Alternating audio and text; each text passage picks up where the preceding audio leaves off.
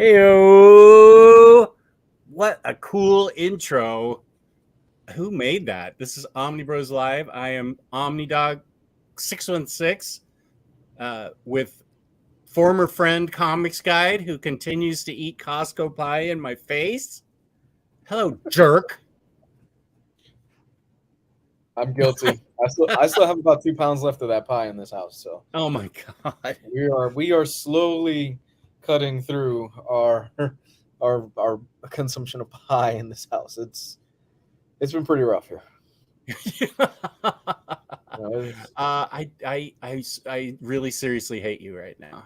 I know. I'm not even kidding. I want that pie, and I cannot get that pie. Yes, until I my am wife Homer. leaves. I am Homer, and this pie is my Odyssey. I'm slowly making my way through it. I forget what episode it was. Do you remember when there was pie on the floor and he goes, floor pie? And I think it's a trap and he gets sprung up and hung upside down. It's one of the early episodes. It's got to be one of the first ones. But I can't remember what I love it. Floor pie. We are Omnibros Live here on a Wednesday.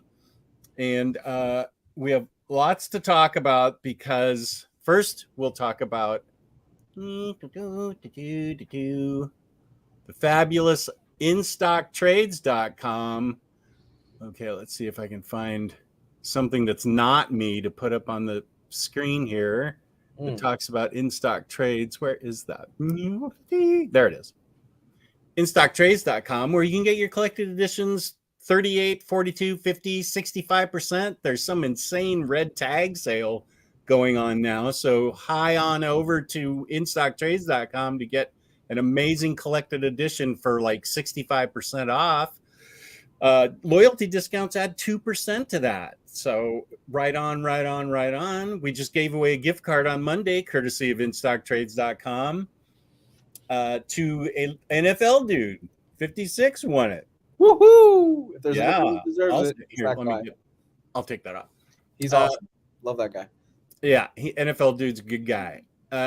So he won that $50 gift card, and we give it away at the end of the month, last Monday at the end of every month, $50 gift card to IST, courtesy of IST. $50 or more in an order gets you free shipping in the United States. Fabulous customer service, fabulous packaging. That's InStockTrades.com. Yoink. Oh, wait. I have to stop the banner. Doink. Okay. It's not like I'm Geo who does this for a living. We've got lots of people in the house. Here's Larry's Library. Thank you for not watching the Akira review on Very Fine Condition that's on right now. Hey, Larry. Beyond Comics is here. Thank you. Hey, guys. Darkseid getting a punch in the face. That's cool. That is really cool. Is that from Mr. Miracle? I think that might be right. Wait, it was Beyond Comics, yeah. Yeah, that is the carrot or the remember the plate full of vegetables, the vegetable plate that he brings. Oh yeah, that's a great moment. That is a great moment. I forgot about that. I saw this earlier. We see official Scott Stapp a lot. Hello, my friends. We meet again. I am not familiar with any Creed music, but I had 10 minutes before the show started, so I Googled Scott Stapp. Wow. What a story. Scott Stapp? Is this the Scott Stapp from Creed? Well, no, I highly doubt it's really Scott Stapp, or I honestly don't know, but I had never heard his story, and it's unbelievable. Jesse Say What is a Creed fan, or at least he knows this song. We're all right over. Yeah, I did not know what Scott Stapp had been through, and gosh, I haven't even finished the article. Now this is from yesterday. Yes to Costco pie, no to shoes in the house. I'll explain that. Here's James with his shoes. Oh, Mr. Tex asking, is it safe to wear shoes? I'll fill Lou in here in a sec. Yes, but not in the house. Stop being a savage. Here's my buddy Kenny. How's it going, Kenny? Hey, Kenny. Sunny, super laugh hard. Right on, man. Lars, when it comes to the discussion about shoes, have we not learned anything from the Japanese? Okay, here we go. I'll tell you. This is happy when you give in to the international opinion. Yeah, okay. The red tag sale is making me sad. I bought Omni's day one. Yeah, you can't. I know what you mean. It's hard to. You got to let that go. Yeah. You can't get amazing deals all the time. I mean, I got all new Wolverine 5 years ago, but I've been enjoying it for 5 years, and now it's 65% off, which is crazy. It is? I think so. I think it's in the red tag sale for like $35. Jesus, I might pull the trigger on that myself. That's a hell of a deal. Right? Yeah, I don't know. Maybe while we're talking, I think James has already probably pulled up the red tag sale and wow, a link to it. Yeah, there's some really amazing deals. Marvel Bab, how's it going? Also, Savage Avengers now sold, out of print on IST, and I think it's out of print on other sites. You called it. Yeah. You called it. I did. I did call it. John, thank you. John, where are you from? Identify. If you were on the stream yesterday afternoon, you were probably one of my international viewers. John, where are you from? The U.S. or Europe? Just wondering. Japanese sell used garments in vending machines. Well, that's a topic, sure.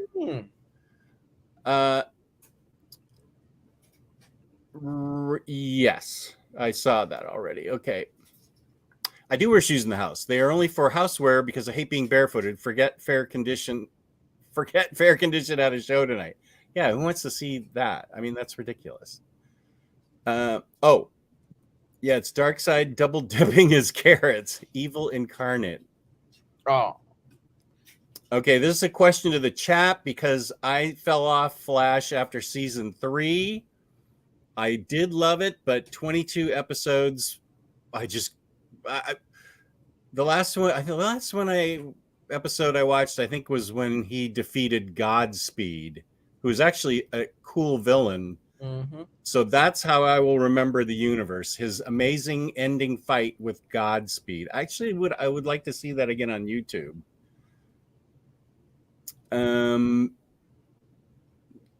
I am not a Creed fan. Okay, I'm just saying you knew the lyrics. Did I say you were a Creed fan?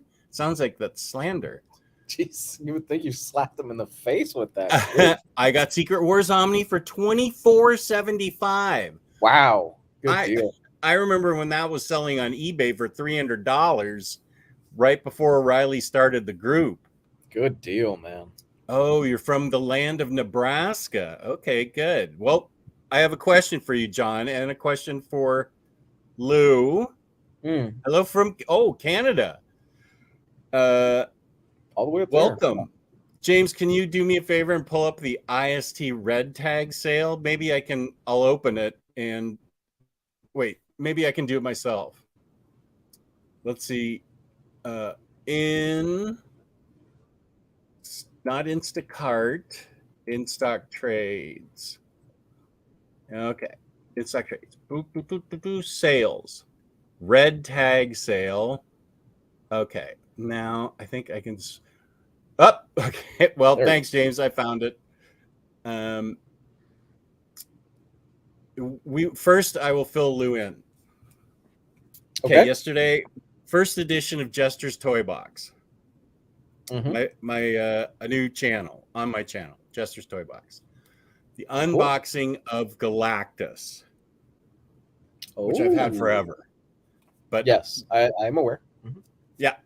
So I've had it forever. Didn't make sense I had pre-ordered it back in 2020 or whenever, and it didn't make sense to open it because we were just packing things up and moving here. So it was a big deal for Galactus to come out of the closet.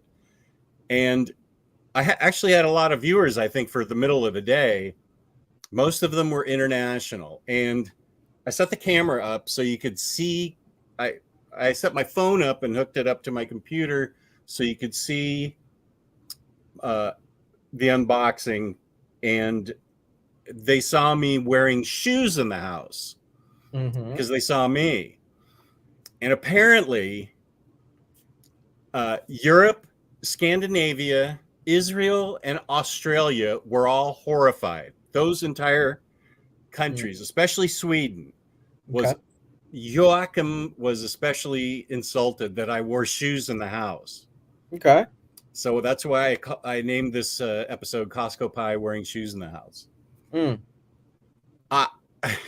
And everybody, it was my birthday yesterday. Yes, I did. Thank you, Super Laugh Hard. I did have a good birthday. This is the link if you want to watch it. Thank you, James. You're amazing. James is fantastic. I love that guy. It was 2 hours and 15 minutes. 15 minutes of it was Galactus. The other 2 hours was discussing wearing shoes in the house. Okay. So the reason I asked John Anderson, he's being a savage. Someone said my legs were pale, and that led to my skin cancer comment. I used to be a tan god, and now wait, I think that picture's actually in this crazy collection of just ones. There's the Magnum PI. Wait, I thought. Let's see. It's not a video clip. I thought there was. Oh my god, there's so much stuff. I don't think I'm a background. So this is just to show what I used to look like when I was out in the sun. But Lou, it was a huge controversy. Oh, here it is. There I am on the left. That is a beautiful man. That is a power mustache if I've ever seen it. Yeah, I did have a Herkin mustache then. Man, and everybody says my elbow's blocking that girl's butt. But that has led to like 25 years of skin cancer surgery. So that's why I am an old man sitting under the umbrella now and at the beach. But everybody, like William Lee, just was shocked and disappointed that I wore shoes in the house. I'm not kidding. It was a 2-hour conversation about wearing shoes in the house. Okay. Do you? Okay. This I shower. I put on shoes. I live my life, and then at the end of the day, when I go to bed, I take my shoes off. Right. That's just how it's always been. My friends, my parents' friends, my sister, everybody I know in the world when I grew up, everybody just walked in with their shoes, said hi, had a party, and left. So everybody was really disgusted that I wore my shoes in the house. So I don't know if it's a cultural thing. Maybe America's different, but William Lee is in America. John Anderson is in America. I don't know what John's thoughts are on wearing shoes now. So what are your thoughts? Is there a cultural thing with you? Maybe Florida, Puerto Rico, the way you were raised? Do you have in-house shoes or go barefoot or socks? To those of you that walk around your house barefoot, you're disgusting. You're carrying stuff, you're tracking stuff all over your house, especially if you have tile, you know. Wait, if you wear shoes or barefoot? Barefoot. You know, you always want to have slippers or something on. It's what is wrong with y'all? Jesus. You know, and then you hop into bed at night with your crusty and black feet, all in your sheets, and you're sleeping in that stuff. Well, to be fair, I'm disgusted by that. I do think a lot of people just take their shoes off and walk around in socks. No, I hate feet. Okay, I have a huge disgust of feet. Okay, if it were up to me, my family would wear parkas on their toes. I would never have to look at their feet. No. God, no. I am not a shoe guy in the house, but I do have socks and I have slippers that I wear around the house always. Okay, always. So but then when you leave the house, you put on your outdoor shoes. Yes, absolutely. Okay, well I think you fall in line with what the international people are saying. They come in the house, they put on slippers or they go in socks. Um, they take off they have like indoor shoes and outdoor shoes, and I am just not going to stop and untie my sneakers and put on outdoor sneakers or something. My shoes are just on, and I don't know. I even showed the bottom of my shoes yesterday, and they were perfectly clean. Okay. I wear shoes in the house. If I go to someone else's house, I go with the house rules, right? Otherwise, I prefer shoes indoors.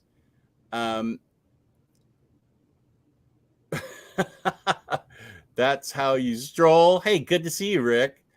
Rodimus. I have to wear flip-flops in the house. I have horrible sensorial issues with my feet, especially if I go out. Oh, yeah, I never go outside without shoes.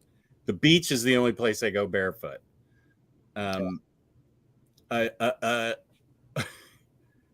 telling you right now, if I come to your house and you cross your legs and you show me your toes, I'm walking out the house. I don't want to see it. I don't. I don't. That's fine. But I think that there it wasn't like a barefoot rebellion. It was more like, why are you wearing outdoor shoes inside, especially because I have carpet? That is apparently a big deal. Pero sacas el brazo. Wait, is your house carpet? I thought your house was tile. No, we moved into a house where just the kitchen and the family room is wood flooring. Ooh. And then the rest is very thick carpet, which we weren't used to, but okay, it's carpet, so we adapted. Yeah. Galactus cannot stand on his own on carpet, and he won't fit where the showcase I had for him, so I'm gonna have to figure something else out for him because he's a giant. But yeah, that was we did 2 hours on that. So at minimum, socks. Okay. At minimum, all I'm asking for is socks. Yeah, I don't think anybody was saying barefoot. It was more like, yeah, this like what Larry's saying. Socks or house shoes or indoor only sandals. I don't run around in your socks. You will fall down. Not that I ever have, of course. My friend was taking his socks off while we were watching a movie that's getting a little too comfortable. Yeah, no, you need new friends. Okay, you need to get rid of friends because your friends are dragging you down. You need new friends. Yeah,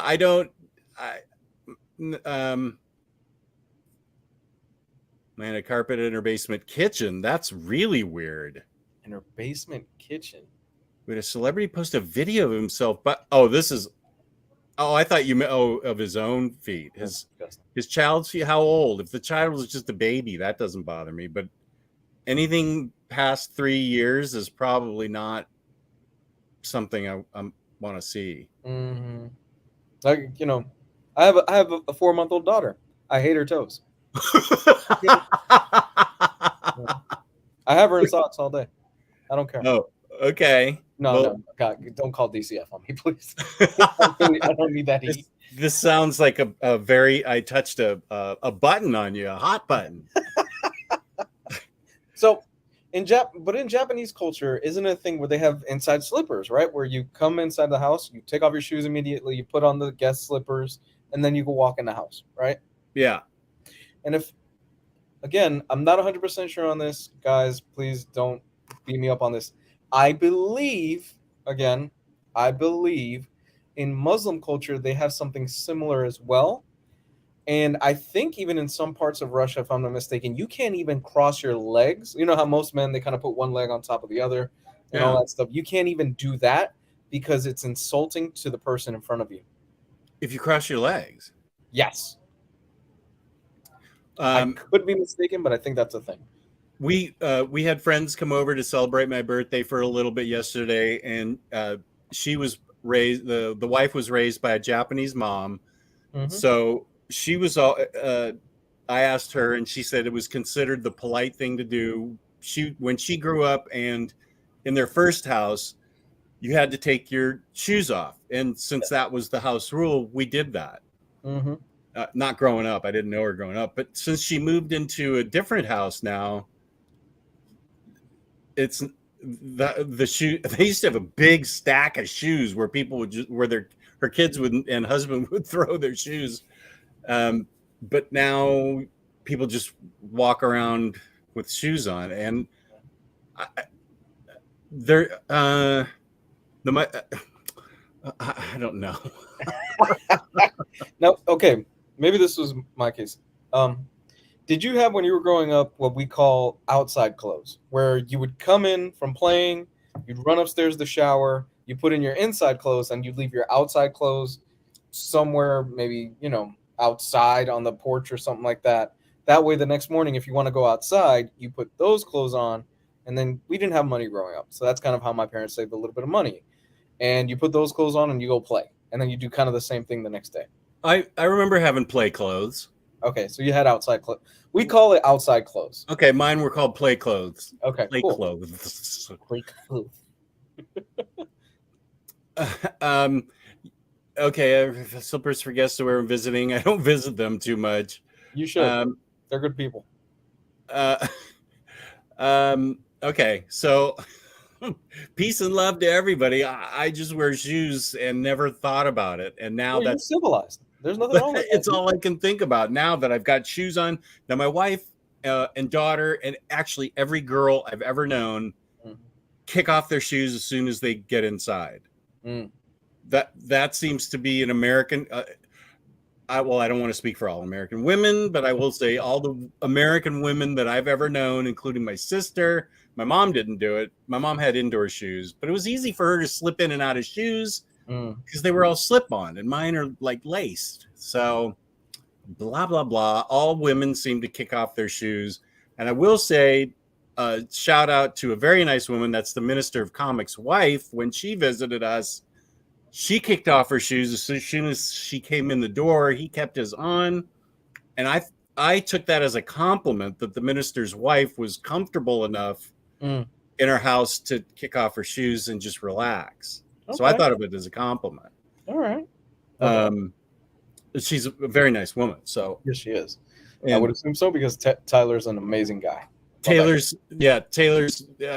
and I both outkicked our coverage on our wives. I mean, his wife is extremely attractive, and he's he's himself. He agrees. And Tyler way outkicked his coverage with his wife, SSD Toys. Holy smoke! Yeah, Tyler is Tyler is just a different animal.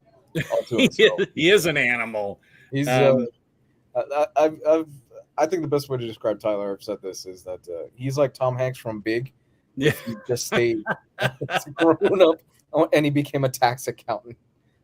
Yeah, yeah. We won't spend that much time. I don't have a phobia of feet. But I was just wondering because the whole show became a controversy. Pale Legs was about 10 minutes, but I'm not kidding. Like an hour and a half was about wearing shoes in the house, and not at the Galactus. And he lights up. He's got like 10 lights on his head that light up, and mouth swaps and stuff. So that's pretty cool. I know. I was like, what's happening here? You know who else has shoes? Who? Galactus. You don't take them off. No, he's got big giant boots. I will admit he has a skirt, but yeah, I mean that's Jack Kirby. He designed him, so you can't insult Galactus. Yeah, you can't. You can't go against the king on that one. No. Now this is odd. I can click my big toe next to my finger toe next to it, like people can click their fingers. My party trick. I just have to wonder, why are you without your shoes on at your friend's house and doing this for them? That means you're taking your shoe and your sock off and going. Yeah. Yeah, I'm yeah, no. I mean, there's an internet, there's a fetish for everybody out there. So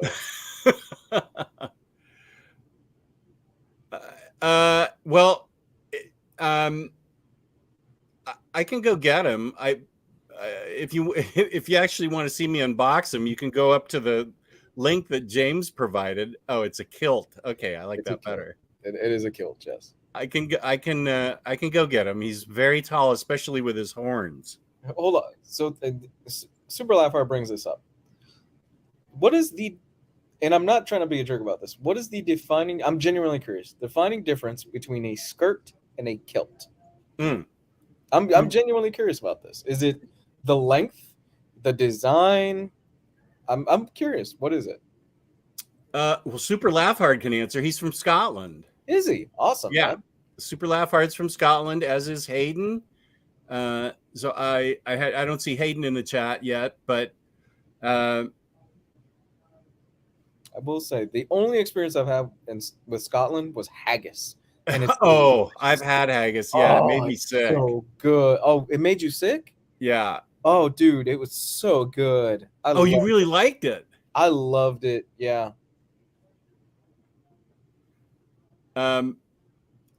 Jack Hawksmoor has those treads on his feet.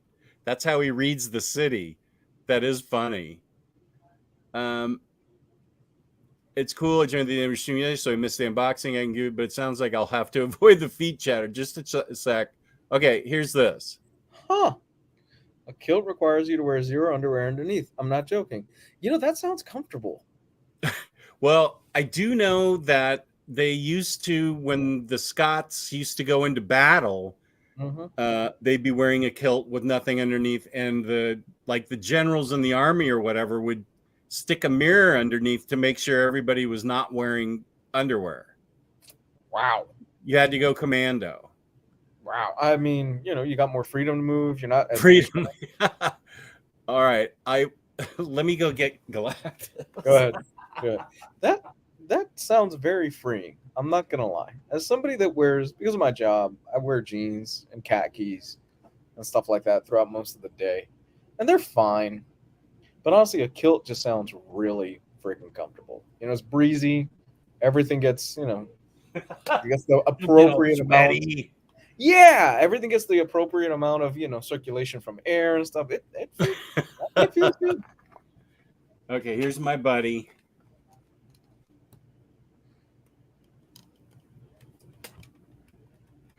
That is massive, Jess. It's the biggest thing I own, yeah. And look at these dudes. These are the dudes that I can't fit under the counter where I was going to have him set up. Wait, he does light up.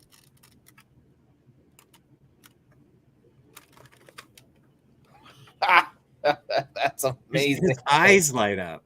That is bigger than my child. Oh, it is? I think it is. It's 3 feet tall. Yeah, it's bigger than my kid. I love that his eyes light up. That is amazing.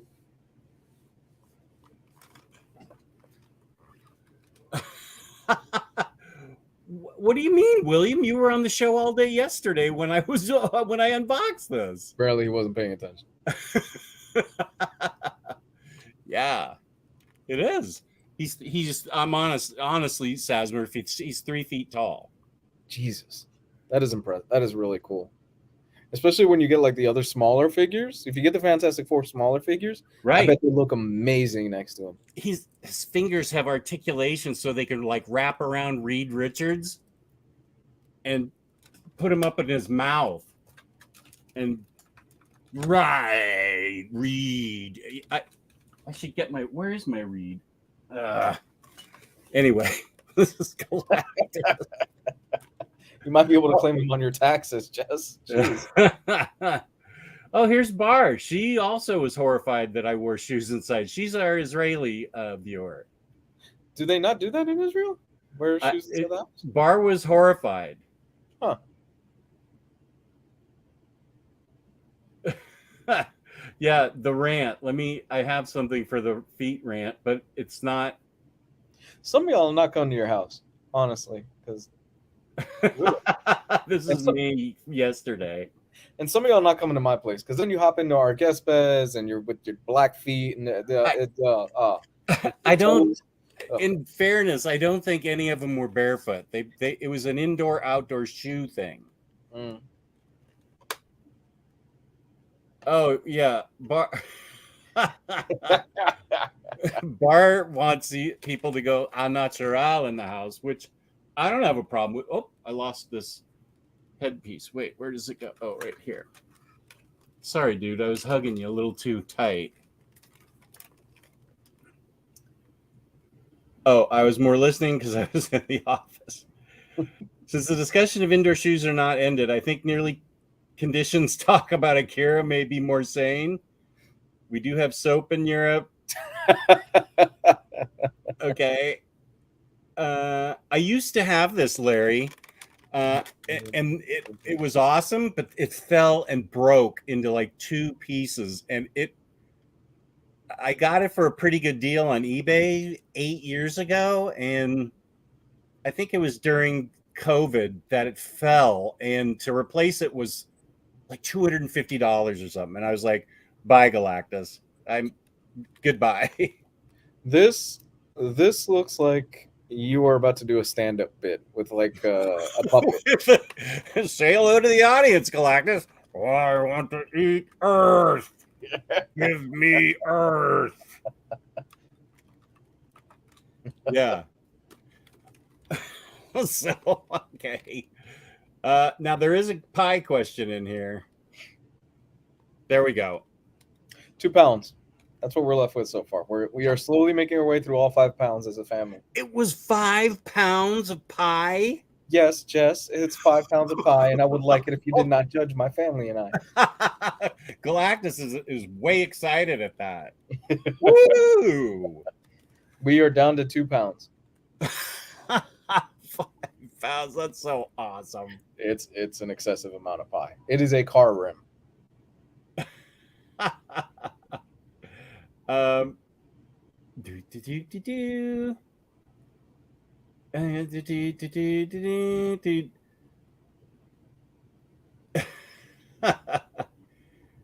You only told him in Israel, Jess? What about the tradition of telling everyone I'm your lesbian viewer? Okay, Bar's my Israeli lesbian viewer. Oh.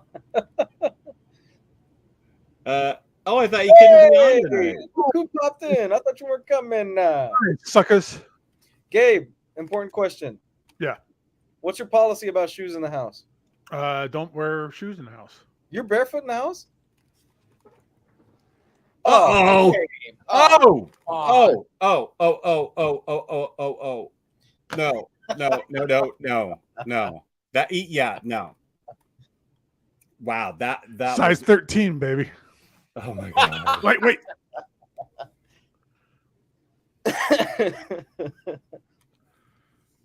No, I don't wear shoes in my house. I rarely wear socks. I work at home. And I just sit here, right? So, okay. Here's a more important question. All right. Mm. I know Jesse's got Galactus, and I think it's beautiful. I wish I would have spent the money on it, but whatever.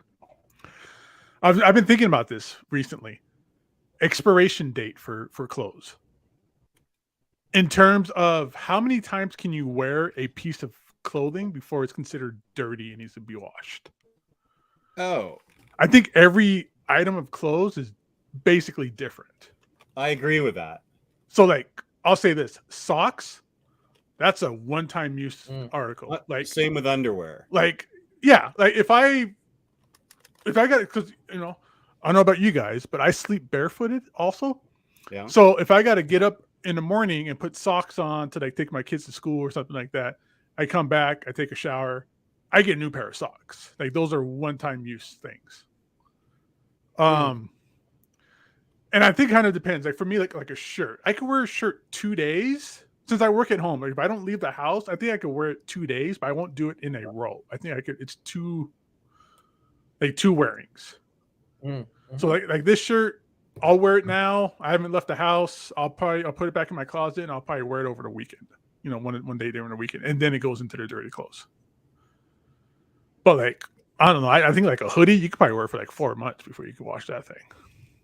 Yeah, if it's like a sweater type thing. Yeah. Yeah. So I think it's one of those things. I think there's like a expiration date for like clothes. As someone that lives in Hell's waiting room, it's a little bit different here. So it kind of it depends on the season. Jeans, for the most part, I try to get two wears out of them, unless it's like hot, like unbearably hot. Right. And in that case, I wouldn't be wearing jeans outside anyway. I'm a shorts guy during the summer. Like I'm a shorts guy all year round. Me too. Oh, I can't do it during the winter. There you go. Yeah. There you go. So jeans, I try to get 2 or 3 uses out of them before I clean, throw them in there. Socks, I'm with Gabe on this one. 1 use, go in the hamper. You got to get it washed after that. Yep, that's it. I can't do it more than once. Like, no. Or if I step on water in the kitchen or something like that. Like, yeah, that's horrible. Underwear is a one-time thing. Obviously, you got to throw it in after you're done. Shirts depends on how. If I sweat during the day, if I'm at home all day or something like that, I could probably make an exception. Maybe wear it the next day or save it for like another day or something like that.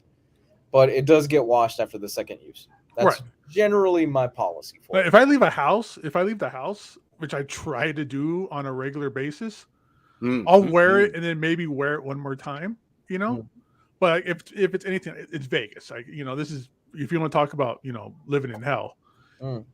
Same thing. Like if I feel like I was rolling around outside it with the kids in the yard, or I was sweating too hard, or I sat in something, or I leaned against something that was kind of like a gross wall or something like that, then it's going to go in the hamper after that. But if it's been like a clean, clear day with no problems, I'll wear it one more time. Now, as far as socks, are we tube socks, no shows, ankle socks? I'm a no show sock kind of guy. I just like it because I think it looks aesthetically better with shorts and sneakers. That's just my preference. So. White or black socks? Black. Black. Just because it's easier to clean.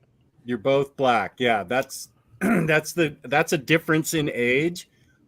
I grew up, everybody wore white socks, and the old people with cameras around their neck taking pictures of Disney World, they wore black socks that came up like halfway up their calf.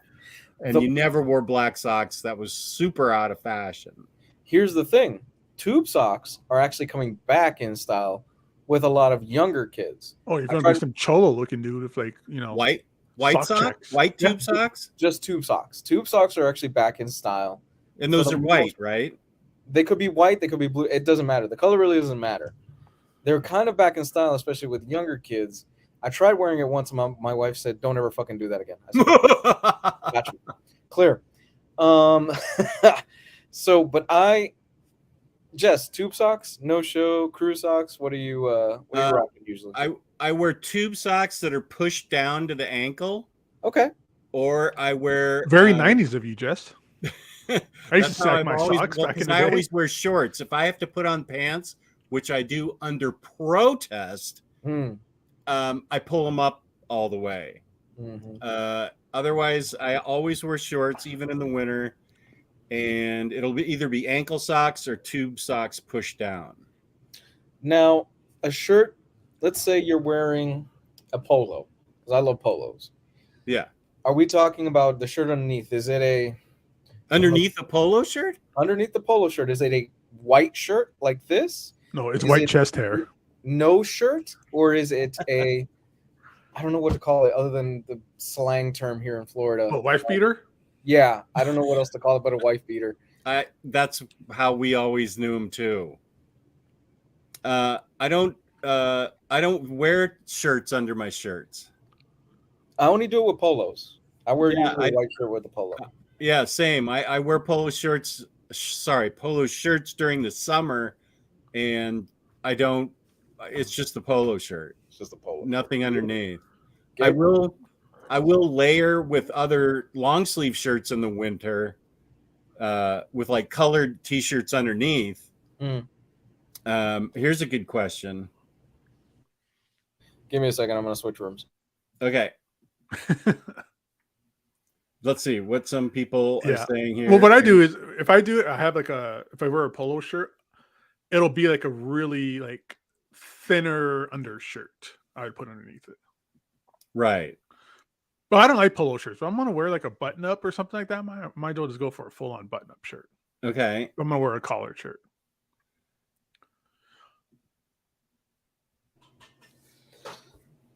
Are we? Wow, we're going deep today. Okay. Yeah, I'm man, a we're boxer, going all the way through all of our clothing.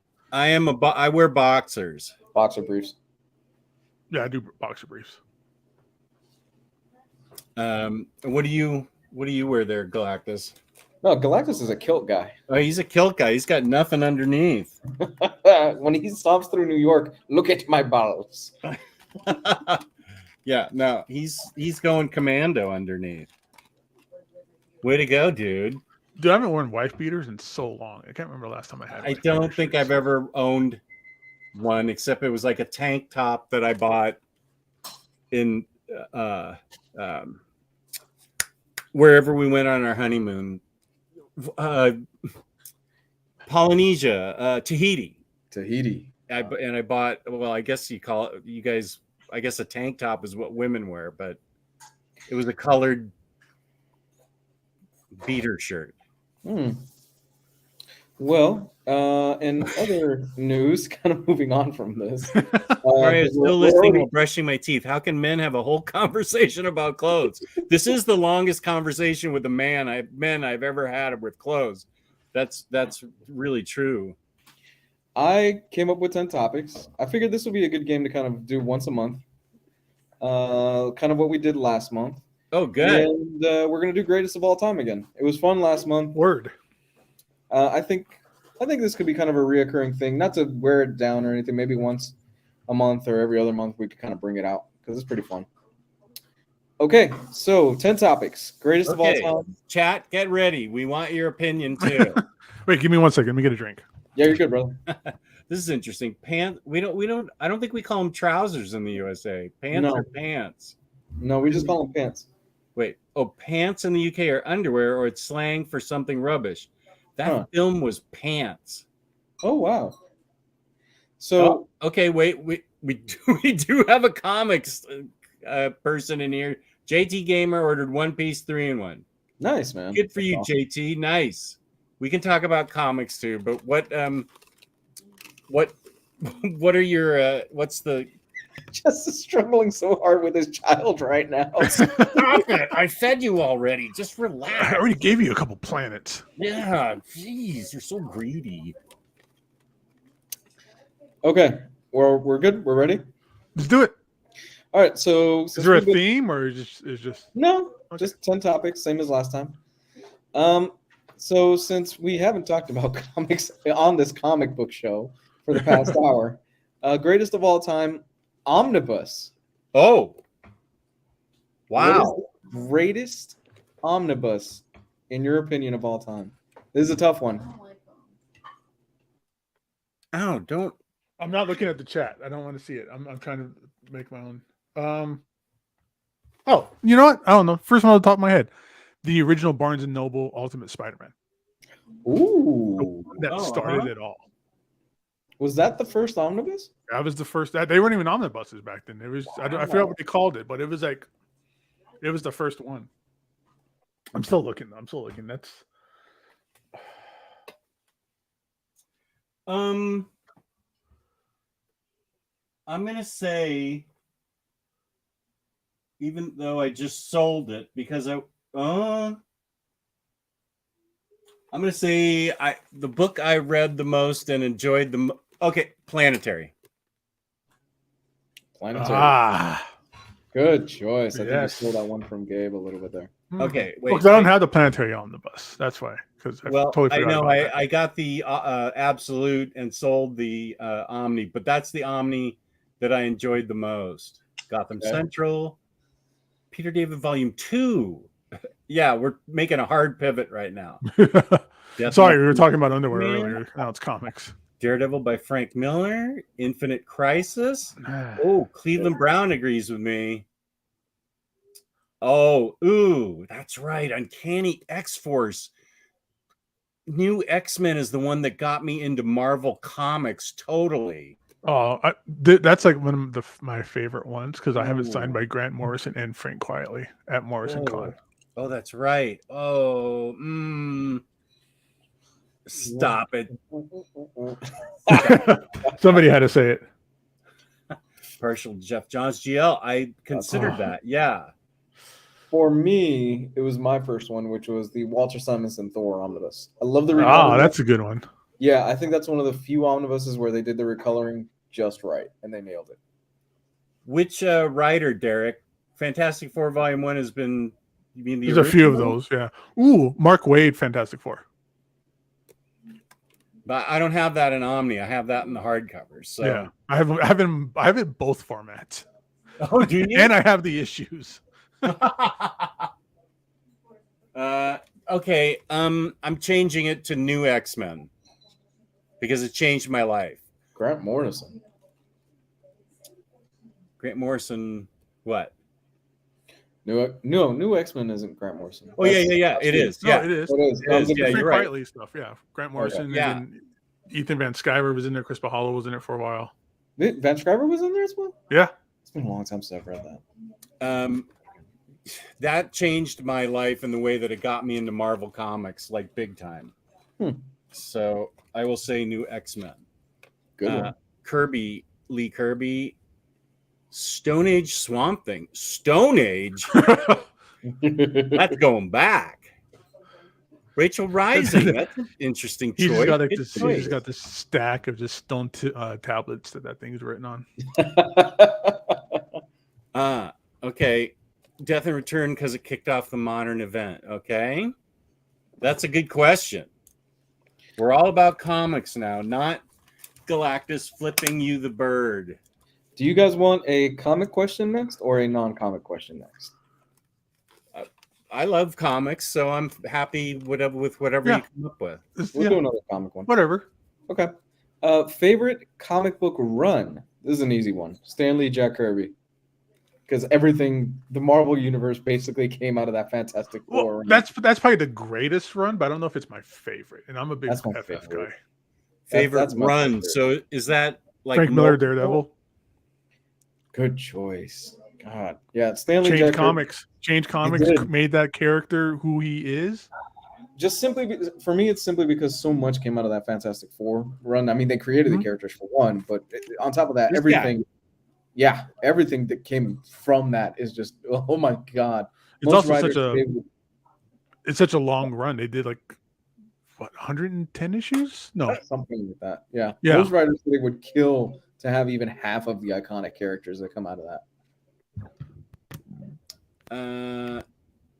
X-Men. I don't know if it's felt. Oh yeah, I think everybody feels that way about how that Omni ended on that art. Yeah. I know pretty much everybody feels that way. His many custom Judge Dredd Omnis, Claremont X-Men, Claremont Byrne X-Men, Frank Miller Daredevil, Peter David Dale Count as best run. You're sticking with that, okay? Good run. That's where his avatar's from. Superman Triangle era from the... Wait. Oh, yeah.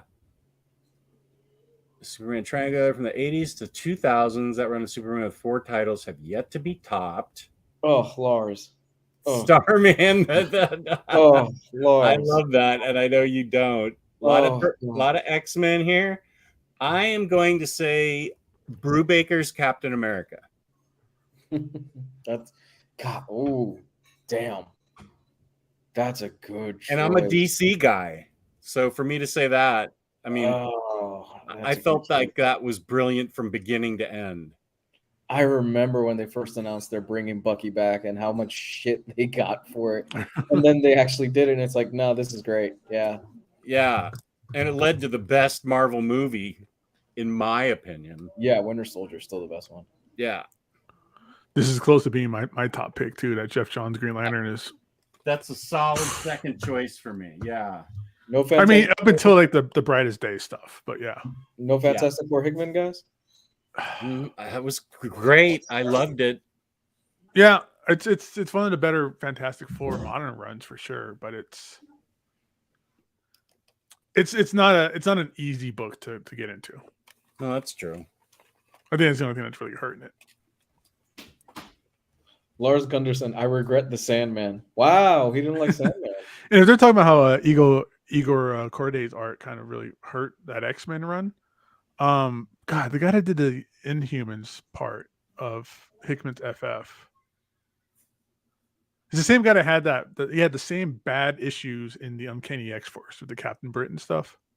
Oh, I know who you're talking And he about. does like a really great book with Rick Remender, and his art's completely beautiful. But on FF, on Uncanny X-Force, it was just, basic layout. It felt like He's the artist on Low. I think it's Low. I don't know because I don't know. I can't think of the guy's name, so I don't know which one he did. Oh, Galactus is in the way. Sorry. JT Gamer. Thursday we have a manga show at 8:00. Tomorrow night at 8:00. Come to this channel. It's all manga all the time. Yep. That's every Thursday too. Every Thursday, right? Mm-hmm. Minch Moon Knight, it's good stuff. Ooh, I loved that run. Can't say anything because everything just likes I'm not a fan. No, we agree on Dazzler, I think. Greg Tex is right. Greg Cicchini. That's who it was. His art just was. It's this thing that was just like, whoa, like that's just really taking me back. I'm kind of wondering if he was under a time constraint for that X-Force stuff, because his stuff on Low is beautiful. I agree with that. Yeah. His stuff on X-Force is horrible. Right. And that's exactly what it looked like in Fantastic Four. It's like, the only reason I can make out these characters is because they're costume colors or something like that, Mm-hmm. Yeah, I think that's right. Oh, this is a good pick too, because I read it right after New X-Men, and it got me into X-Men and Marvel. That's a good run. Yeah, that brought me back into X-Men after run. I left. Yeah. Oh, that's such a great ending too. Did you get this signed, Gabe? No. Anybody? No. I've met Josh Whedon before at Comic-Con. And I've met John Cassidy in a bathroom at San Diego Comic-Con at a bar at a party. But I never had him autograph I didn't have the Omnibus back then. What happened to John Cassidy? Oh, his art? Yeah. Yeah, man. Poor guy. I heard that's one of the great things about Planetary is you get to see him evolve like crazy. Yeah, he levels up from the start of that book to like the end of that book.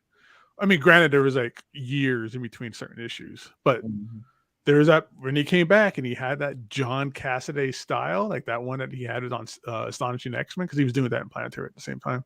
Yeah, that was top notch stuff. But then, like he did the covers for that Superman run where he was walking the earth. It was called Grounded. It was the J. Michael Straczynski stuff. Yeah. Those covers started looking really off, and then the covers he was doing for Daredevil's what was that really stupid crossover that we hate? Shadowland. Some of the covers for that he did was just like they all look like little children. Like this is weird. Yeah. Or even Uncanny X-Force or Uncanny Avengers. And then the one that changed how the book sold was Conan. That cover he did for Conan. Yeah. Remember that. Was that Conan 1 or I think it was he did all the covers for Conan, didn't he? I think it was 1. I think it was 1 that one where he's like kind of like on top of like the mountains and he's like holding the axes or something. That looks really awful. Yeah. It was so bad that IST super discounted it. I remember that I helped them.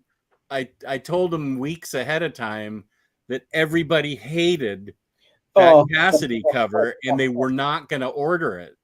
And so when it first came out, it was 60% off. And then the regular, the much better DM, the Barry Windsor Smith one was regular. I think they even only did 40%. Oh, Larry has that one. Yeah. Sorry, buddy. We're out here trashing on. He's like, that's my favorite cover. I agree with you on something, Warren. I love the Moon Kite by Houston. Okay. Favorite candy bar?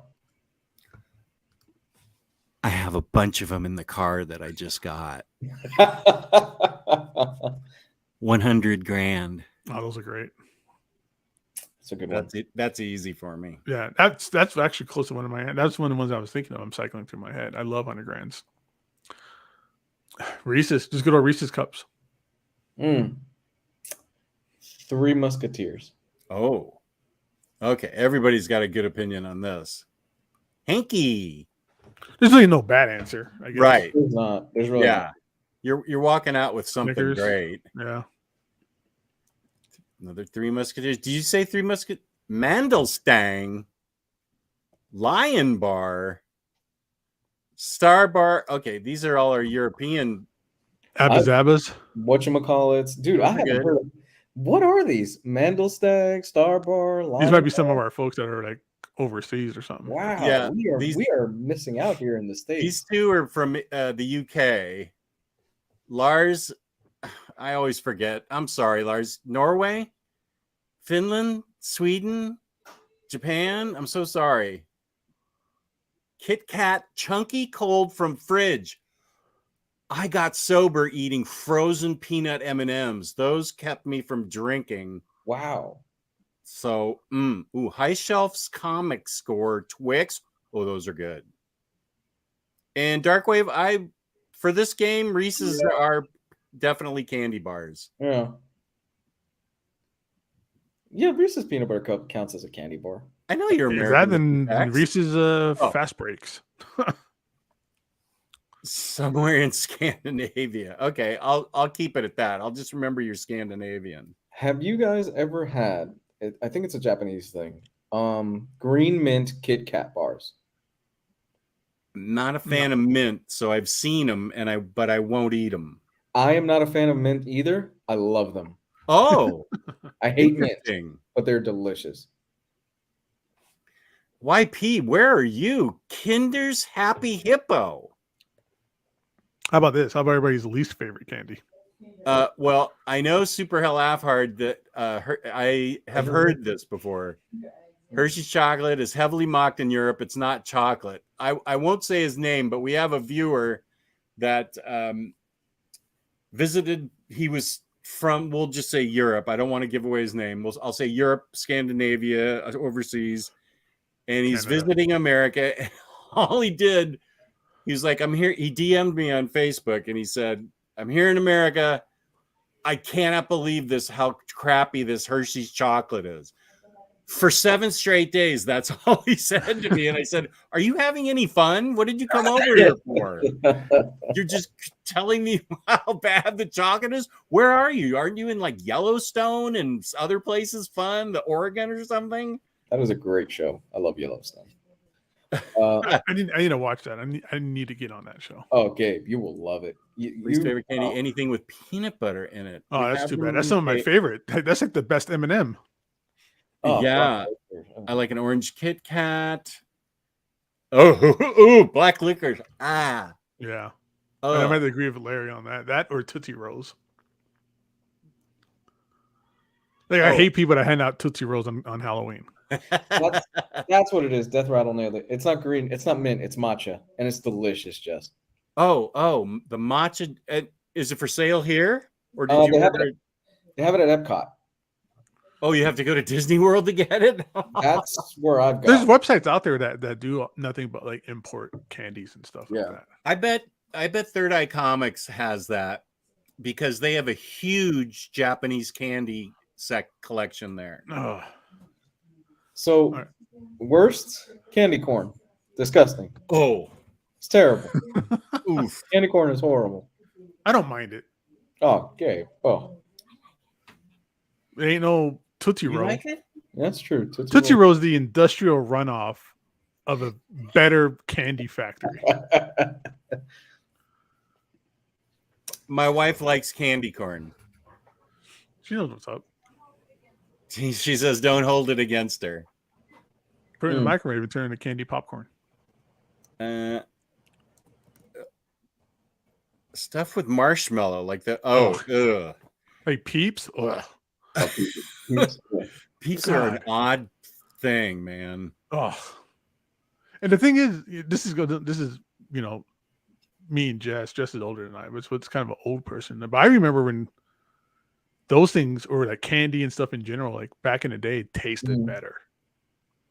Like Peeps used to be like real marshmallowy, and now it's just like granulated sugar. melted yeah, together. I Like think it's like a you're thick right. candy corn or cotton candy. I was talking to my wife the other day. Did you guys ever have like those strawberry candies, the ones in like the little wrappers? The ones that I have no idea where you buy them from. I was telling my wife the same thing Yeah. too. Your grandmother always had them, Yeah. but you don't know where they got them from. Do they come with an AARP card and they just send you a bag? Yeah, I think you got to have like a special there's a special store for old people. Like when you get to like a certain age where you can get like Werther's Originals and those strawberries Werther's Original and like sewing kits and stuff. Did the strawberry candies have little strawberry goop in them? No, A little bit, yeah. No, mine didn't. It was no, yeah. They're like the Tootsie Rolls or like Tootsie Pops. I remember strawberry candy that if you got down to a certain point, it got like strawberry goop in it. You probably got most of the ones like I did, Lou, where Grandma had them in her house for probably like 15 years, and that goop just dried up. Yeah, that's probably right. Sweetie, Mr. Tech says Mrs. Omnidog is the best ever. Oh, is the greatest ever. Oh. I think just in general he likes you. And actually, I don't know. That's awesome. Oh, she's taking candy corn back. Once a year. Oh yeah, I wouldn't eat that. I've never gotten up and gotten. I got a craving for candy corn. I'm gonna go to the gas station. Oh, I forgot my wife's favorite. Peppermint patties. Oh, she gets them in the house and she knows they're safe because I will not eat those. What's those ones? Dang it! The commercial was when you bit into it and you would freeze. I don't remember that. They were kind of like peppermint patties. Yeah, that's what I remember, Mr. Tex. The Yeah. candy wrapped like a strawberry package. Yeah. Here's a good one. Favorite job from our youth. What was your favorite job as a kid? Like, if all of us probably had summer jobs or like a part-time job, when we were younger and stuff. That's when we were teenagers. Does college count or just as a teenager? Let's try to keep it a teenager. I think college, you're kind of already, you're there. I never had a job as a teenager.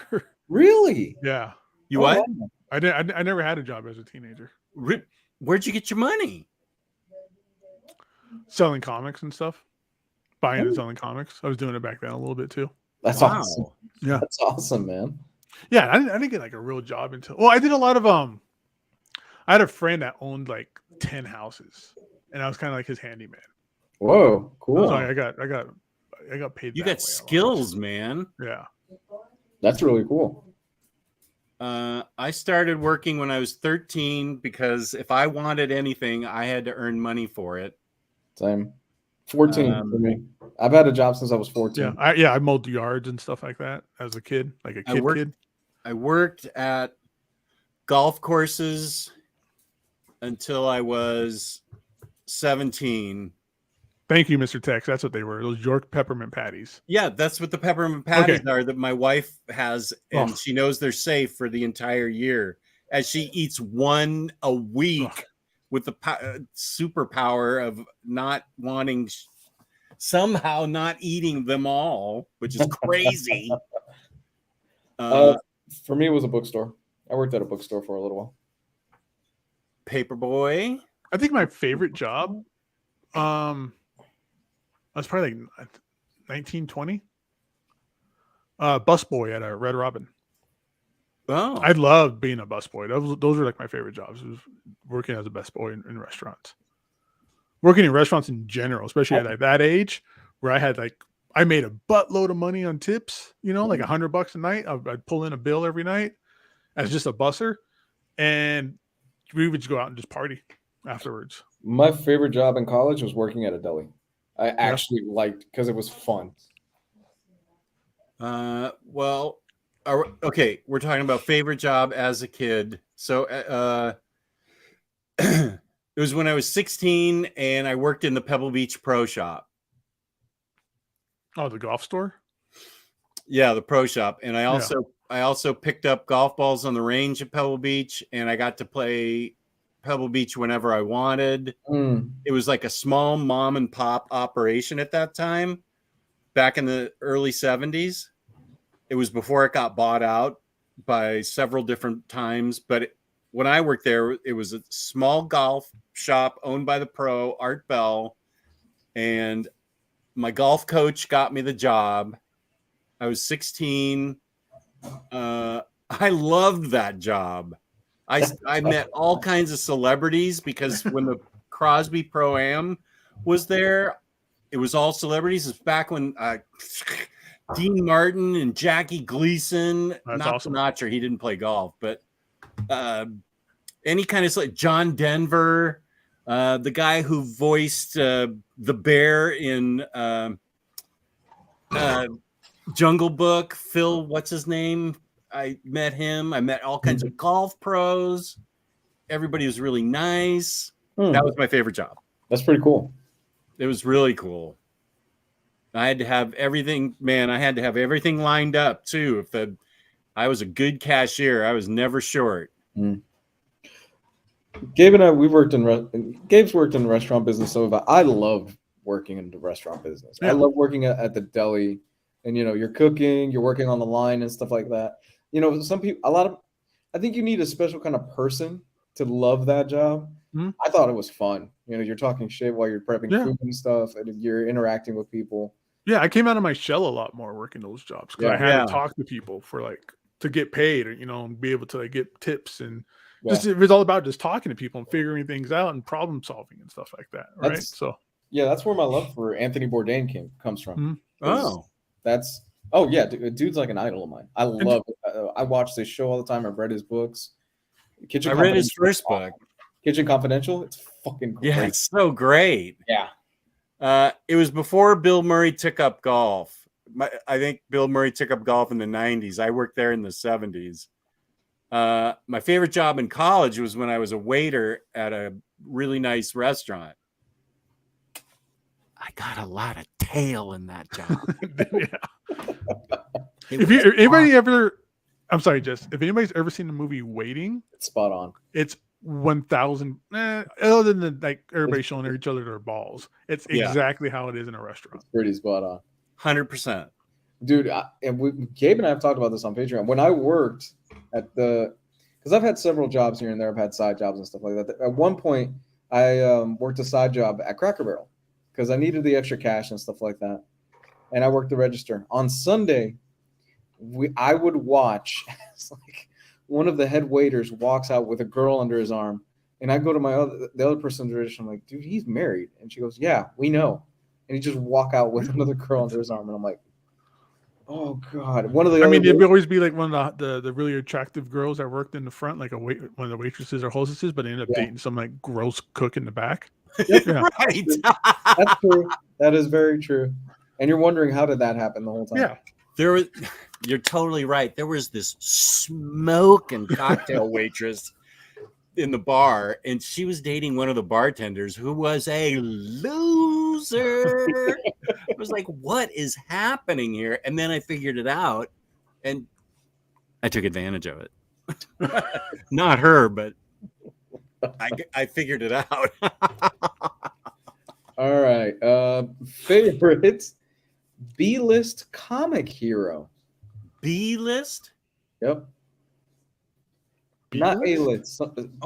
Not A-list. Something this is interesting. Below. I worked in London's oldest and first strip club before I moved to Scotland. I'm assuming you were a bouncer or security there, or a DJ? I'd be interested in hearing more about that, Super Lav Hard.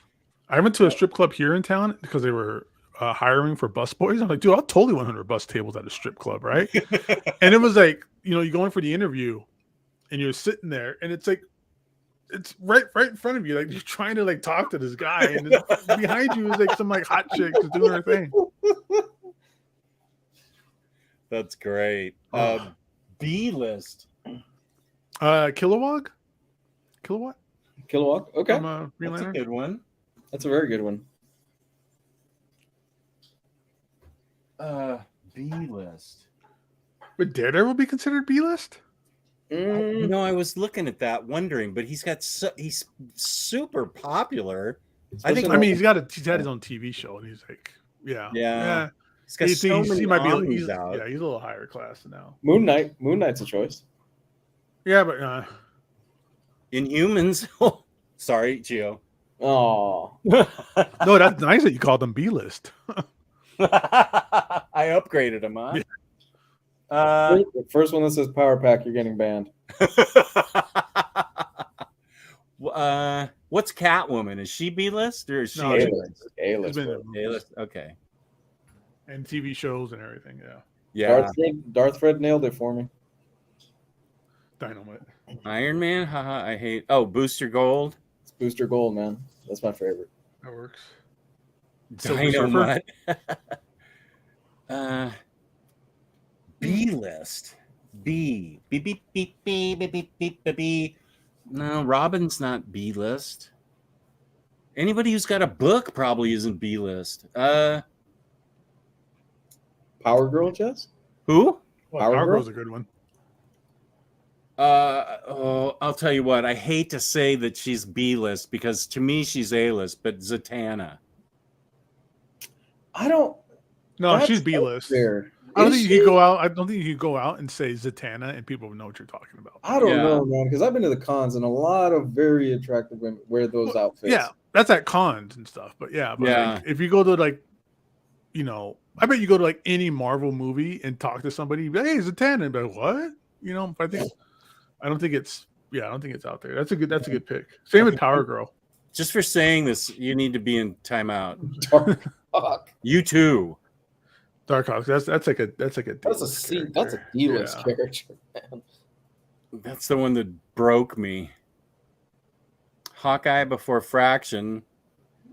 Yeah, I will say Zatanna because she's only had a tiny amount of books written. They were all written by Paul Dini. She's always a backup character. She was supposed to have a movie. I remember I sold that Hawkman 4 for righteous bucks when the movie got announced, and nothing ever happened with it. Good for you. You got out when you Yeah. got. Yeah, that thing's probably getting cheaper. No, it might be going. Everything DC, I think, is getting attention. Yeah, DC's having its day right now. Yeah. Which is Yeah. good because the Marvel stuff is like dried up. I feel like. Great. That's all that's in my safe deposit box now. No, meaning like there's nothing new. Yeah. There's a lot of stuff in DC that people are going to stumble upon. But with Marvel, I think everything's already been spotlighted for the most part. I like this. I like both Black Canary and Oracle for That's being good choices. Hercules.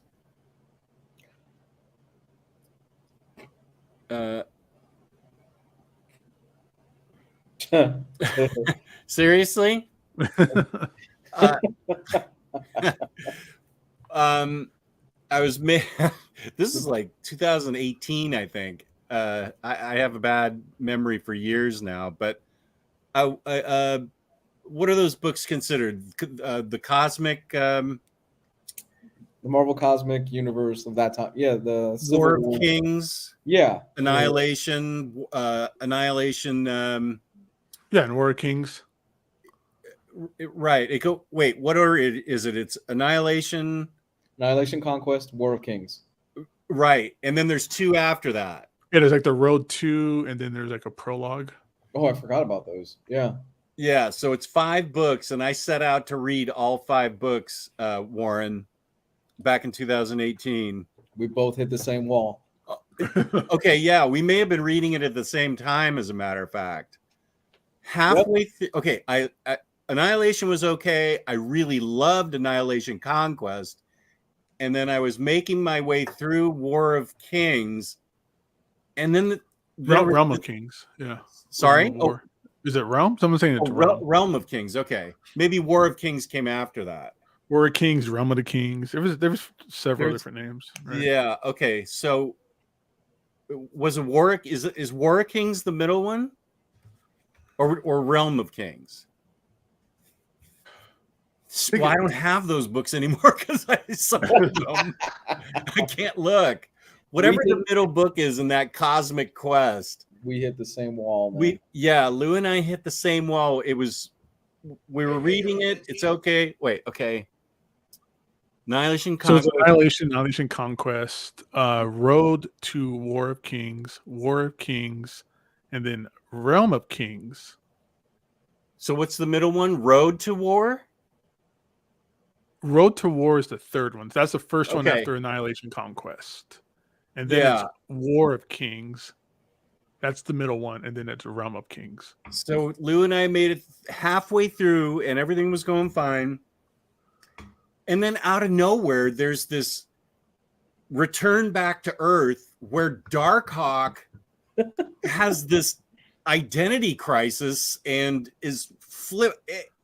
flips out and doesn't know who he is or what he's doing or why he's doing what he's doing. And it's all this teenage psychodrama, trauma that's going on in his town. And I was like, and then I flipped ahead and there was more Darkhawk. And I said, I'm done. I can't. Yeah. I'm not reading these next books if it's like this. Yeah, same. When's another time that you read like an omnibus or a series of omnibuses and you just gave up at one point? Jimmy Corrigan. Because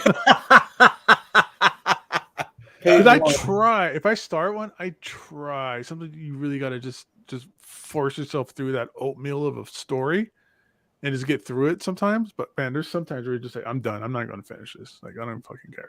That was the only time so I'll far flip that through. I've ever I'll skip. stopped. Yeah, like especially those omnibuses where it's like a crossover event with a bunch of different titles. Oh. I'll end up just fuck this noise. Just start flipping through it and get back to the main story. It's bullshit. I'm gonna fast forward to this commercial of a story arc. Yeah, that was the only time I stopped, and I got really pissed. I was like, okay, that's it. I'm selling all 5 as a set on eBay. Get out of my house. That's back when those things were pricey too. You probably got some dosh for that, dude. Yeah, I got Annihilation just before it went out of print, and that's before Very Fine Condition got his job reprinting everything. And you're right, a bunch of those I had just gotten, and they were 3 out of the 5 I think were out of print. And yeah, I did get Righteous Dosh.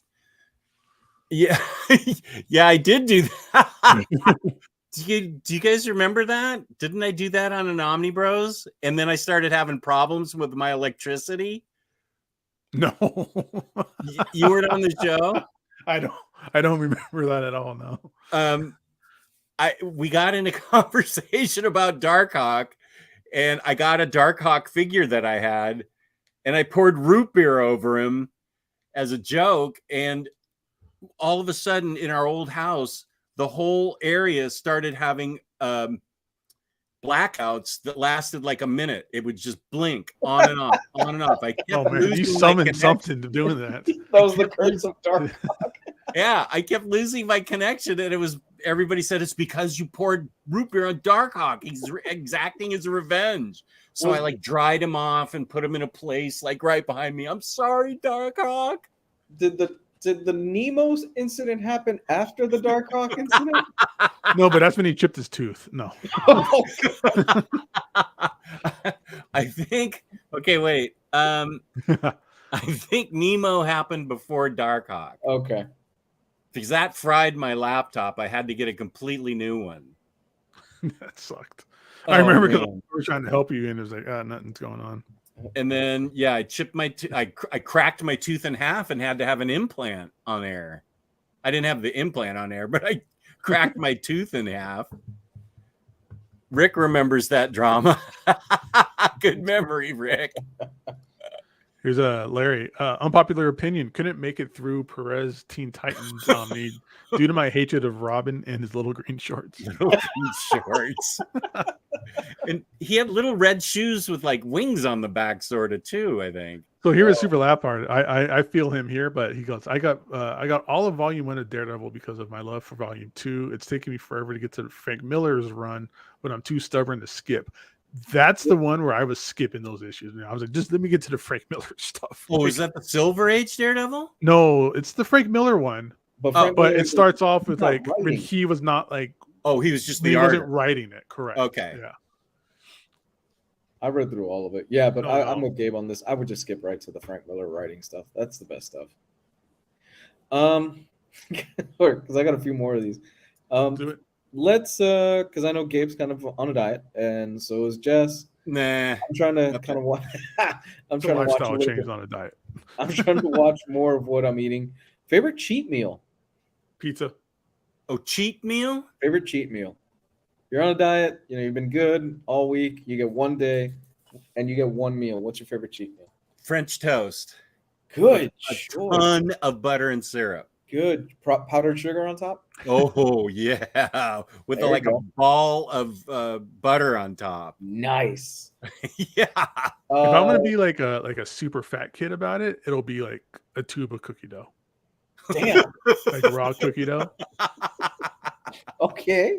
Yeah, Like Bobby Hill. Oh my god, that's the best episode when Bobby Hill's a model for fat kids. Double bacon cheeseburger for me. Oh, that's a cheat meal? That's not a real meal? Double bacon cheeseburger with From where? pepper jack cheese. Doesn't matter. Oh, you make it yourself? I can make it myself. Yeah.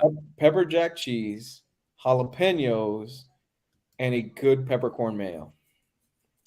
That's pretty specific. Yeah.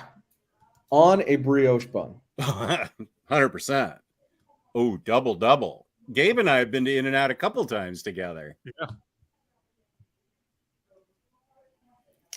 Cheese and mushroom omelet with chips and baked beans. With That doesn't chips. seem much like a cheat meal. That sounds like a Yeah, that actually sounds. I think you're actually following eating properly with that. Almost, it sounds like. even Minus Marble the- Bob, a burrito. I guess it depends what kind of burrito, but like Minus the chips. Super laugh hard. That doesn't sound that bad. I think chips are French fries. Yes. Mhm. Yeah. and French fries aren't too bad for you. Taco Even some Bell. sweet potato fries. There was a time when Taco Bell was a regular menu, regular place on my diet. I mean, it wasn't a diet. It's just I just went there to eat all the time. I was like that with the Del Taco. Mm. I was working at this one comic book store, and directly across from us, like in the parking lot, was a Del Taco. So it was right across. It took me like 5 seconds to walk over there, but most of the time I got in my car and drove through the drive-through so I could eat my food in my car, like a weirdo. Well, yeah, I was eating Del Taco on a regular basis. Nice. They got Have really you- good French fries, Have like you seen? salty. Have you seen that Taco Bell in the sky that they have? I think it's like in Minnesota or something. The whole Taco Bell is up above you, and you go to order, and the food comes down an elevator. Oh, to yeah, you. it's in one of those like pneumatic tubes kind of thing. Yeah, I Yeah. saw the video. Yeah, Amazing. Yeah, there's a video of it on YouTube, I think. there's no people you talk to or anything. You just order at like a menu, like a screen. Exactly. Yeah, there's no human interaction whatsoever, which sounds like heaven. It's the best And part. yeah, you just punch it, or you order on your phone, I think, and it just drops down. And I read a whole article on it where, and then I saw the video, and the guy asked his wife, because he had to write an article on it, do you want to go get Taco Bell from the sky? And she's like, what? And after she has it, she says, I want to have Taco Bell from the sky all the time now. It was just like so perfect. Taco Bell's good. It's Mm. good. Although their prices are getting more expensive. I had Ugh. Taco Bell like a month ago, and I'm like, Jesus, I paid $20 for this. This would have run me like $10 a few years ago. Super laugh hard. That's exactly what French fries are. Stop with the French fry slander. How dare you? Freedom Now, fries, I Jeff. will Fries. agree with this. You have to order your fries well done at In-N-Out. They are the worst fries unless you get them well done, and then they're great. Yeah, I've done that where I would go to In-N-Out, get the burgers, and I would go to Del Taco and get their fries. Yeah, In-N-Out's fries, right. Next one. Wait, what was your cheat meal? Oh, double cheeseburger. Okay. Cheeseburger. Did bro. you say bacon on it? Yep. Okay. Pepper jack cheese and what kind of sauce? It's a peppercorn mayo with jalapenos. I love spicy food. Ooh, yeah, that sounds great. It's delicious. Favorite comic publisher? Kind of bringing it back. I'm gonna go with Vertigo when it was still around.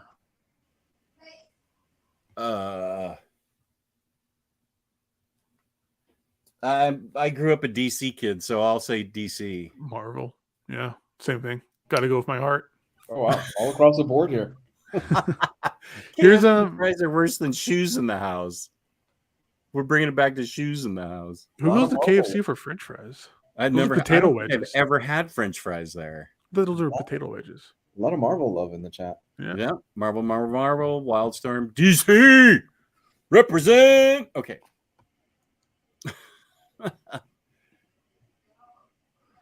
This is my favorite thing in the world right now because Raphael's watching us from the beginning. So he's commenting Oh, live. Like, is that his favorite candy bar? Because I love Yeah. almond yeah, joys. yeah, I he's know- talking about candy bars. He's Because well- earlier he was talking about the Infinite Crisis is his favorite omnibus because the way Oh. it's mapped. He's way behind. Yeah, he's about 30 minutes behind us or something. he's talking. He's still going too. Look at him. A question for the Puerto Ricans. I don't know what Panky is. God, I haven't had that in so long. I barely remember. What is it? I can't even tell you. The name sounds so vaguely familiar. I think I had it when I was a kid, but it's been so long. And it's only sold in Puerto Rico? I can't tell you, honestly. Uh-huh. I remember the name, but that's about it.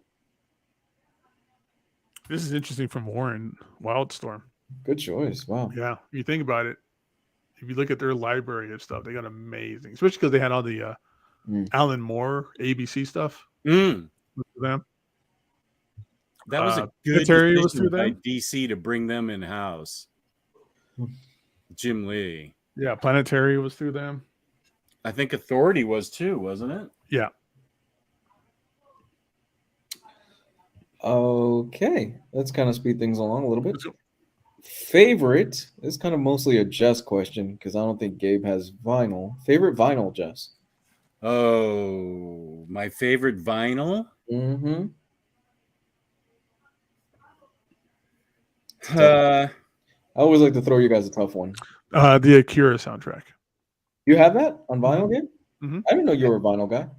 Yeah, I got a stack of vinyl.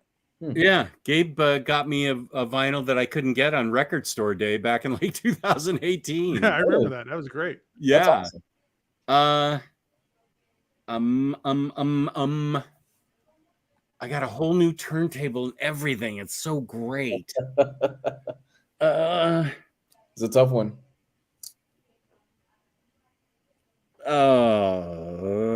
I'm gonna have to say, I've been listening to the White Album a lot. I actually have Dr. Dre Chronic. I might have to change my answer. What was your first answer? The soundtrack for Akira. Oh yeah. I think I even got that. I think I've listened to it and liked it too. Oh, Hondo, after we're done with this, stick around because I want to show what you sent me. I brought it down here. I put it someplace safe. Oh, here it is. I want Where is it? Oh, right in front of me. I'll say Beatles Rubber Soul. Okay. All right. I don't Can't have go wrong with Beatles. Yeah, I don't have vinyl, so I'm out. Two more. Favorite concert you've ever been to?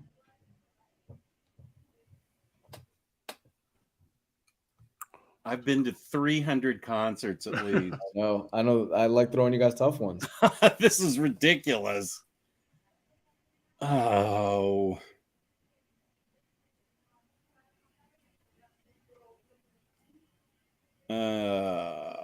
Was it the Barry Manilow, Glenn Campbell? Oh, wait, did I say that live?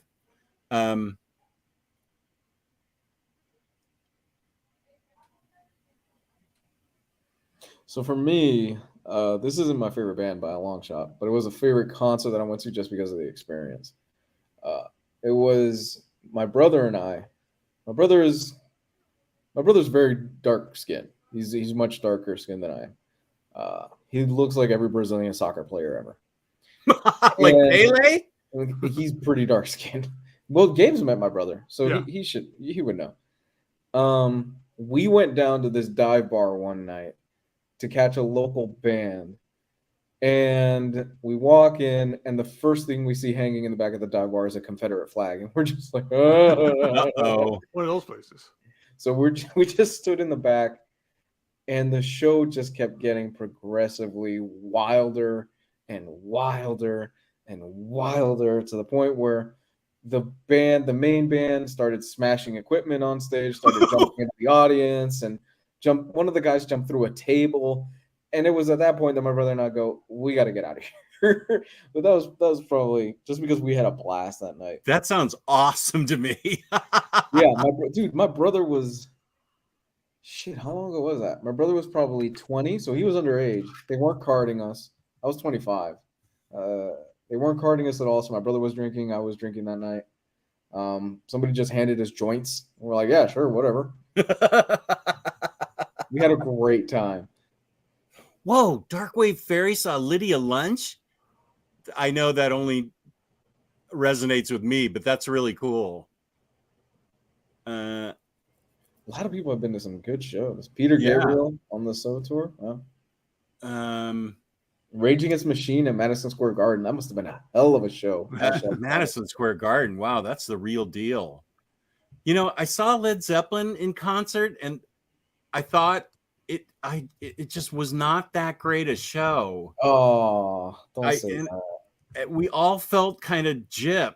It just seemed low energy. They weren't feeling it that night? It was during the day, actually, and Rick Derringer warmed up for him, and we thought he was amazing. It was one of those days on the green where I saw the Rolling Stones at a different time. Oh God, I'm so jealous. That Stones show was really good. That's where we waited 8 hours in line just to be let through the gate, and then you waited 5 hours in line to get into the Coliseum, and then you ran to the middle of the infield to the front of the stage, and like 12 hours later, the Stones show up, and we're all on drugs and alcohol by that time. You didn't even know if Mick Jagger was going to show up or not. Like, well, maybe they'll be there. Who knows? Yeah, and of course, by that point, I was 18, and I still had to go to the bathroom every 3 minutes because we'd been drinking all day. But it was an amazing show. That was like Guns N' Roses in the 90s, where you would go see Guns N' Roses and you didn't know if Guns N' Roses was actually going to show up and play one song. Would they show up at all? Would the band show up and Axl not show up? Or would you actually get a full Guns N' Roses set? Didn't you tell me that like recently there's a thing in Axl's contract that he actually has to show up? Weren't you the one that told me that? I don't think that was me. I think somebody in the chat was the one that mentioned that Axl has to show up to his shows now, or he doesn't get paid or something like that. Yeah, because he was famous for just staying in his trailer by himself for like 12 hours and not paying attention. Yeah, exactly. Yeah. Axl, oof. How the hell do you just blink out 12 hours, Axl Rose? This is rough. When he talks about Howard Stern seeing Led Zeppelin, they were dropping, like Howard Stern was on the floor in Madison Square Garden, I think. This is back in 1971 or something. And these jerk-offs in the upper seats were throwing M80s down on the crowd. What? It wasn't fireworks, Mr. Tex. It was M80s. Those are like tiny little sticks of dynamite. I know, because we used to throw them at a rival fraternity in college. You put them in people's mailboxes. Yeah, those things blow shit up. I would have left too. Even if it was the Beatles, I would have left. Okay, what am I saying? What am I doing here? My favorite concert.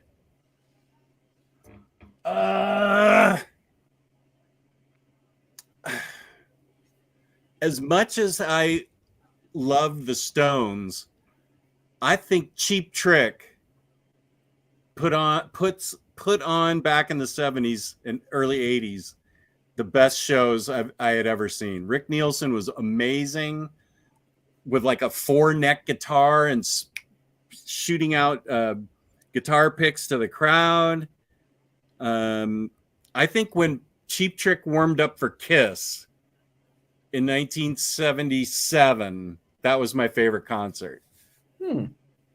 Because Kiss was Kiss. They were fine. I liked them. They did all their tricks and stuff and played all their, hits. But I had never seen Cheap Trick before. And I was like, cool. It was like a big white light opened up in the sky. I was like, this band is amazing. We're getting one last tour for Kiss, Jess. Just one more. This is the final Oh, tour. yeah, right. Apparently, I think I sent that to the OmniBros chat, and I'm like, Yeah. does anybody care about this? Yeah. Gabe, what about you, buddy? Anyone? Any comments? I mean, I had a great experience when I was with Torpedo, and I would go to like System of a Down shows. Cool. Those are always fun because we got like backstage passes, and we were in like the yeah. dressing rooms and stuff like that. And I've been on the side of the stage, you know, like not basically on the stage, but on the side. And it would be like Nick Carter from like Backstreet Boys would be there. Jim Lee would be hanging out back there. Like it's just crazy. It just brings in like the craziest stuff. Is it? So, quick question. I don't mean to cut you off. I apologize. Is it that big of a different experience when you're backstage, like to the side of the stage? Oh yeah, everybody? Yeah. It's a completely different experience because you can see like 20,000 people or whatever amount of people. You can see like it's literally like how they say it. It's like a sea of people, just the way that, especially like in like these crazy like metal bands, and people are like having giant pits, and you could see them. Like you ever see like on a news channel where it's like a tornado and you see it kind of like spinning. It's like that, but of people. Oh, and then it'll be like a second one, and then they kind of make one giant mosh pit. Yeah. Wow. Oh, that's so cool. Yeah, it's the crazy experience, just seeing just everybody in like the same mindset and the same idea and connected and just going in circles, just punching each other. It's just a weird experience. This is awesome because I love Stevie Ray Vaughan. This is great that Larry got to see him. That's on my wish list that I wished I could have seen Stevie Ray Vaughan. What an amazing talent that guy was. Oh, Place to Bury Strangers. I love Place to Bury Strangers. I know nobody but me and Next Imagine and maybe Darkwave Fairy know Place to Bury Strangers. I don't know who that is. Yeah. I remember me and a roommate, we drove like, I think it was like 4 hours each way, so like a total of 8 hours to go see this band called RX Bandits in Arizona State University, and that was probably like one of the coolest like concerts. It was just all these school kids. It's like one of our favorite bands. We drove like this crazy amount of time to go out there and just see them just kind of rip it up. I love how low key your boss was at Torpedo. Oh yeah. He's like, by the way, I'm in a band, you know. Just we were just talking, and he and I were just talking. He said, "Where are you from?" And he said, "Are you the one from Virginia?" And I said, "Yeah." And he goes, "Oh, I'm in a band, and we were on stage waiting for our singer for 7 hours because he was playing basketball with some friends in Virginia." And I'm like, "Oh, you're in a band." I only one of the greatest metal bands. I'm like, oh, that's interesting. Basketball, really? Just He's a like, small it's band. System of a Down. I'm like, I know you're in a band. That was really cool. How low key. Yeah, he's down to earth. He's cool. It's only one of the greatest 2000s bands of all time. You know, it's like, yeah. I think Riley said he had posters of him in his room growing up. That's awesome. Last one. Because we're kind of hitting that hour and a half mark at this point. Okay. Favorite movie of all time? The Matrix. Good. Wow, you rattled that. Oh yeah, that's always. I always got that ready to go. Yeah, that's true. Every time they're releasing in theaters, you're there day one, dude. I am. For me, it's Akira Kurosawa's Seven Samurai. What was it? So, Seven Samurai. Seven Samurai. I've never seen any of those movies. Somebody just. I think they're on HBO Max. Like his whole collection's on HBO Max. I think you are correct. I own the Criterion disc of it, and it is gorgeous. The Blu-ray is gorgeous. I think that I just saw that they're all, well, maybe not all of them, but like a solid chunk of them. Coming up on the heels of The Matrix, though, is John Wick 4. Wow. I told you it was that good. Dude, that movie's amazing, man. I told you. That movie is stupid awesome. They had bad guys that had layers again. When's the last time we had a movie where a bad guy had a layer? Come on, Jess. Which Buster Keaton film is your favorite? He did his own stunts, man. Buster Joseph- Keaton. Yeah, which one's your favorite talkies? I'm sorry. Normally I don't go for the low hanging fruit. I had to on that one. I'm not even going to come back at you. That was so good. That was so good. In all seriousness, Buster Keaton was impressive as hell. Even now, some of those stunts are just like, oh yeah, yeah. Same with Harold Lloyd. Okay, now I'm really dating myself. I wasn't even. My parents were just born back then, so it's either going to be Casablanca. I've never seen Casablanca. Oh, what movies do I have over there? I've seen Casablanca is beautiful. It's a great movie. Gosh, Star Wars really affected me though too. I think Star Wars changed my life back when I was a teenager. I think Empire is better. Oh, 100%. I agree. That's one of my favorite films of all time. And you know what? I'll say Empire Strikes Back. Empire. Yeah, that's my favorite movie. Okay. A lot of good answers in A lot of here. good answers, yeah. Yeah. Godfather. Fistful of Dollars. I love those old Clint Eastwood films. Godfather 1 or Godfather 2? What's that? Godfather 1 or Godfather 2? Always partial. I understand the brilliance of Godfather 2, but I'm a huge fan of the first one. I like 2 a little more, just a little bit. Just me. This is a good answer. American Beauty. That thing's I think is an underrated, It's a great movie. amazing movie on so many levels. That's a good movie. That thing is layered. It has a ton of layers. It affects me more now that I'm in my 40s. Yeah. I connected to him a lot more in that movie. I'm surprised you didn't say Big Lebowski, Jess. You were the one to turn me on to that film. I've seen that film so many times, and I died laughing the first time. Yeah, I love Big Lebowski so much, but I think Empire, because it wasn't spoiled for me because there was no internet or anything back then, and you never knew what was going to happen. And for that reveal, I don't know, it was just shocking to me. So when they go to the kid's house and the dad's in an iron lung, I fucking lost it laughing watching Big Lebowski the first time. And he smashes the tail light of the car with the bat. And oh my God, I love the Big Lebowski. It's so good. It is great. I used to be able to quote so many chunks off of it. As a matter of fact, I got hooked on White Russians for a while because of that movie. I was watching that and going, if Jess never met his wife, it could go this way. It could have gone this way for Jess if he never met his wife. Just living in a little apartment, dressed in my robe, drinking White Russians.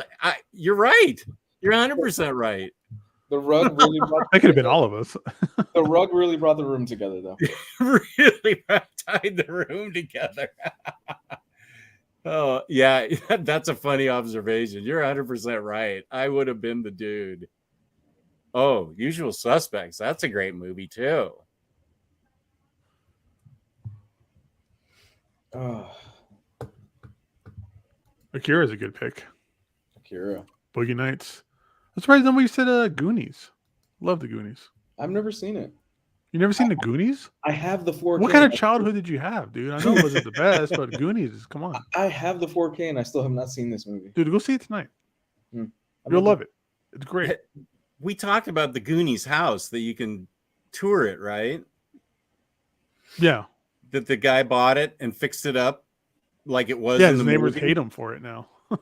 Oh, yeah. Yeah, because he lets tours go through it. You're probably making money. Yeah.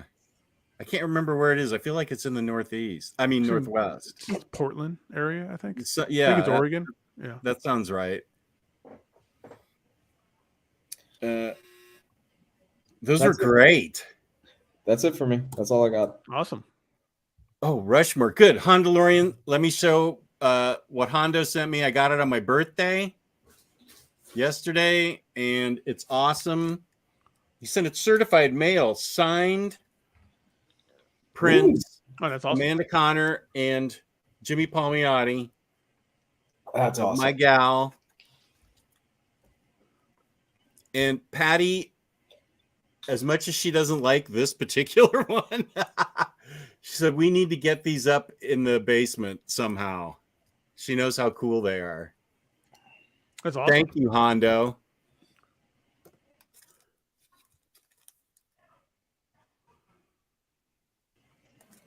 Hondo from the Bay Area sent me that.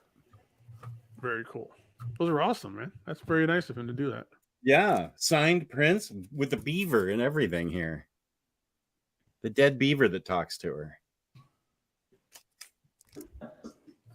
Really? I'm sorry. I'm remembering scenes from The Big Lebowski. He's stuck there. Yeah, keep going. Oh my God, Jesus with the bowling. Oh, and they play that great version of Hotel California. Yeah, That's he's an awesome scene. he's a petter ass, man. Anybody ever seen Kingpin? Speaking of like bowling movies, Oh, Kingpin's great. I love Kingpin. Love You're Kingpin. out of That's your one of the element, funniest Don. movies of all time, dude. With Bill Murray, and he's got his fucked up hair at the Yeah. Yes, bowling. I love Kingpin. With Woody Harrelson, with the wooden hand, trying to go in through like bowling tournaments and having to like bang his old nasty landlord to get rent. I never love saw it. it. You never saw it? Dude, it's so funny. I love it when he trips over the bed. He's like, "Oh, I tore my sack." I think you'd love Kingpin, Jess. Oh, Kingpin's and fun. Vanessa Angel in that movie. Yes, thank you. Kingpin's really fun. Yeah. That's is that the Farley brothers? Kingpin? I don't know. It might be, yeah. I think that was 'Cause us. wasn't that the follow-up to Dumb and Dumber? I think you're right. Yeah, and then they hit a home run with "There's Something About Mary." Oh, that Kingpin. Oh my god. I Toured the didn't see it. Goonies house in Astoria, Oregon, and can attest that it's exactly as depicted on film. Did Cool. you have to? Was there a line, and did you have to pay and stuff?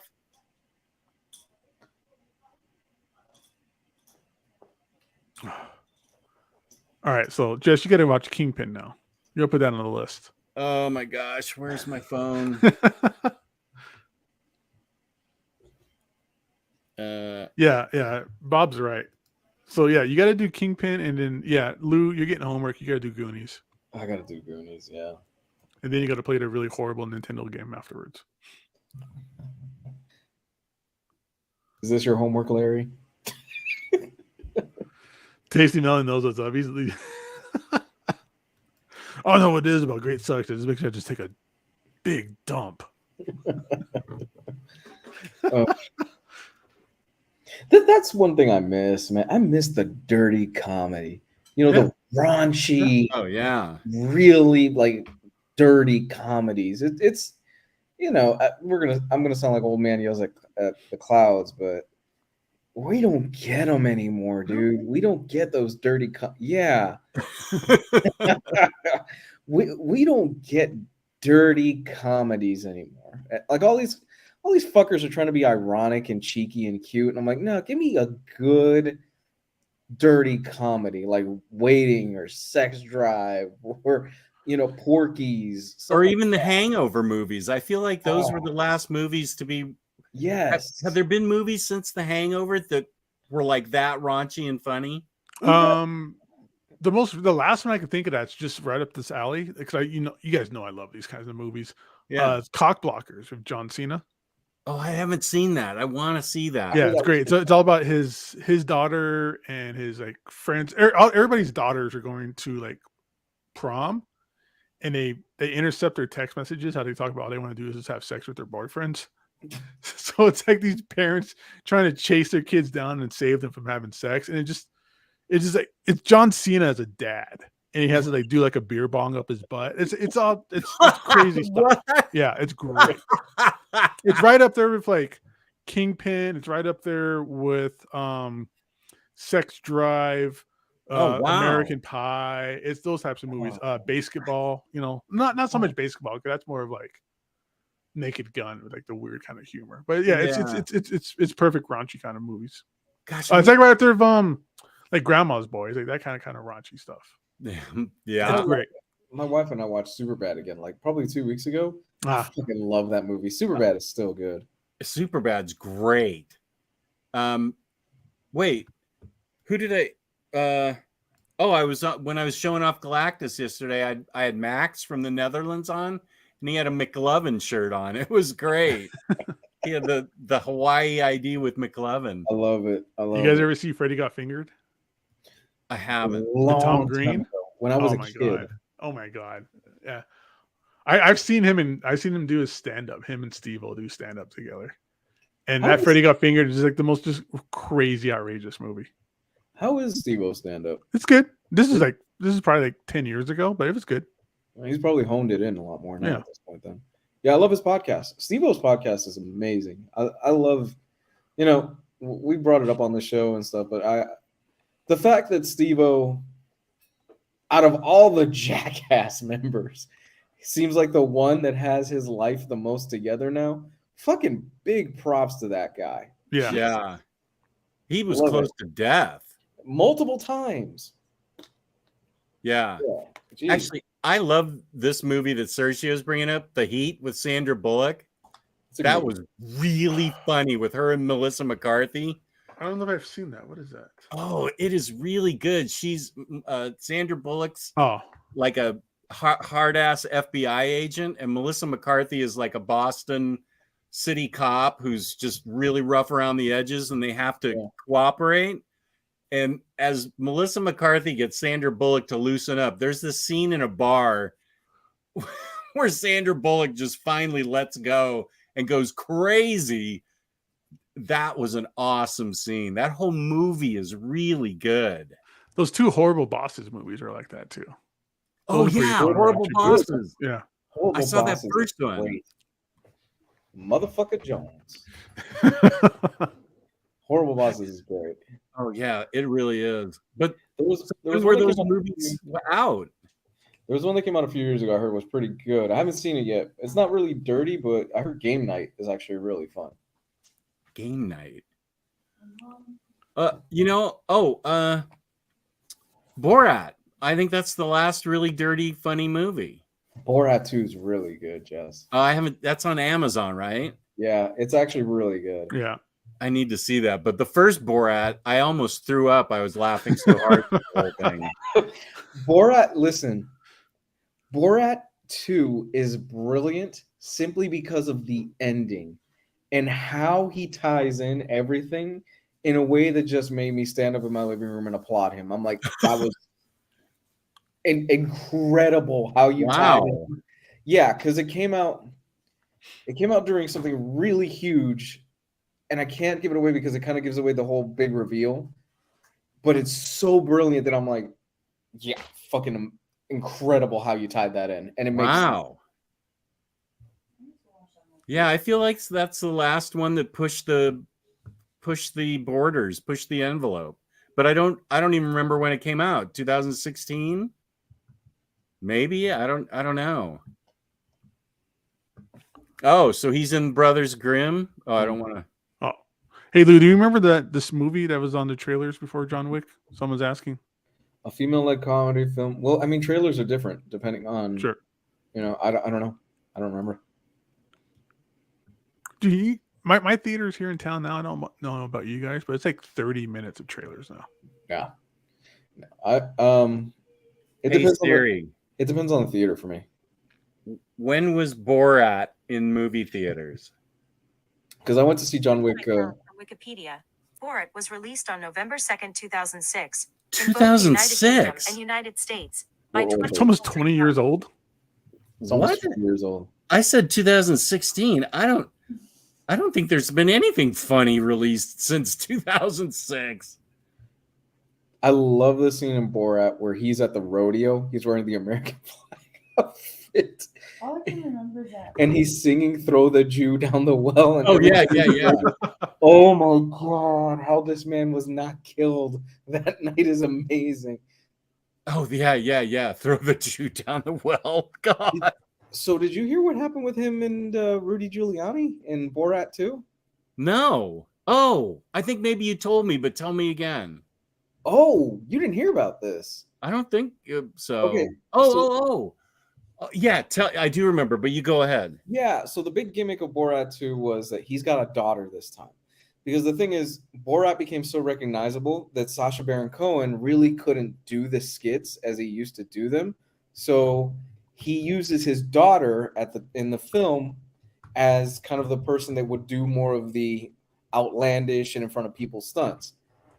His daughter in the film, not his real daughter, but his daughter in the film poses as a journalist from a foreign country who comes to see Rudy Giuliani and interviews him, and she starts flirting with him.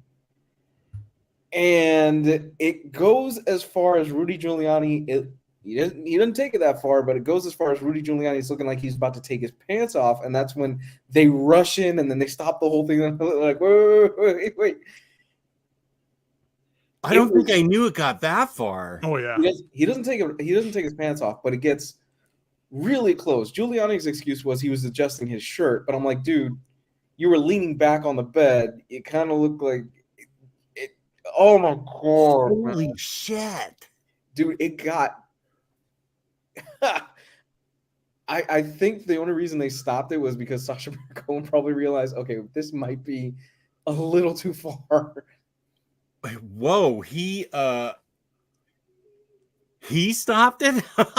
Sacha Baron Cohen comes busting in the room, and I think he's wearing some outlandish outfit or something like that. And that's when Rudy's like, "No, stop this!" And then like they cut the whole thing off, but he filmed the whole thing. I must have. Yeah, I mean, this sounds familiar, but I don't think. I forgot about that, I guess. Mm-hmm. Wow, I gotta see this. Yeah, it's like the whole thing is probably the last 20 minutes of Borat 2. And then the ending is apparently unbelievable. The ending is brilliant, how he ties the whole thing into current American issues, current world issues. And so it was like 2021? Yeah, it was filmed in 2020 and it came out like 2021, I think. Yeah. Okay. Wow. That's amazing. I can send you the clip of it if you want. Okay. Just watch the whole thing, Jess. Yeah. The whole thing's great. Yeah, the whole movie's great. Have you seen it, Gabe? Yeah, I've seen it. Okay. I love those movies. I loved it when he was doing Ali G. Ali G was great. I might still have it. I used to have the whole series on DVD. This stuff was amazing. He did another show, and almost nobody watched it. I think it was on Showtime a few years ago, where it was similar in premise, where he would go dressed up in makeup and stuff like that. And he would interview people. And he did this one on gun issues that was brilliant in satire. It was so good. He's Sacha Baron Cohen is amazing. I think he's brilliant, and the stuff he does, I can't believe he hasn't been killed yet for some of the stuff he does. Did you hear he's rumored to be Mephisto? I love it. I would love to see that. In the remake of WandaVision? No, I'm kidding. Brothers Grimm. It's got stuff you won't believe. Makes Borat look tame. Okay. I'll put that on my list because I love Sacha Baron Cohen. Well, we'll see, because there was some really bad stuff in Borat. All right, guys, we're coming up to the 2 hours, so I gotta get Okay, thank you for watching, and thank you to InStockTrades.com, where you can get your collected editions 38, 45, 65% off. There's a red tag sale going on right now that's insane, where you can get like all new Wolverine for $35 or something. That's ridiculous, but it's what's happening. And you add your 2% loyalty discount at the end of every month on a Monday, the final Monday of the month. We give away a $50 gift card courtesy of IST, good for $50 worth of credit at IST. $50 or more in an order gets you free shipping in the United States. Fabulous customer service, fabulous packaging. That's InStockTrades.com. Another great one we didn't mention that needs to be mentioned is Black Dynamite. Oh, Black Dynamite is great. Yes. What's I that one? love Black. Oh, just watch it blind. I'm not telling you anything. Just go look up and watch Black Dynamite. But Black Dynamite, I sell drugs to the community. Black Dynamite. It's a great. It came out 15, 20 years ago, maybe. Black Dynamite. There was. It's a wonderful like blaxploitation film. Oh, Yeah, it's good. It's so much fun. I love Black Dynamite. Marvel Bat. Anaconda. So, I'm starting to remember the plot. You remember the plot of Black Dynamite? Yes. It just connected. So Jess, here's the basic plot of the movie. Oh, don't give All away right. the big reveal. Oh, is that? Never mind then. Just go watch it. That's a big reveal. Is it? Okay. The Anaconda liquor? Yeah. Oh man, I gotta. There's so much I have to do. There's so much fun stuff out there. I don't have enough time in the day. Jess, I think you would legit love Black Dynamite Yeah. if you saw Okay. that. It's fun. It's a fun movie. Oh, this is a classic Yeah. Kentucky Fried John movie. Landis, yeah. That is a classic movie.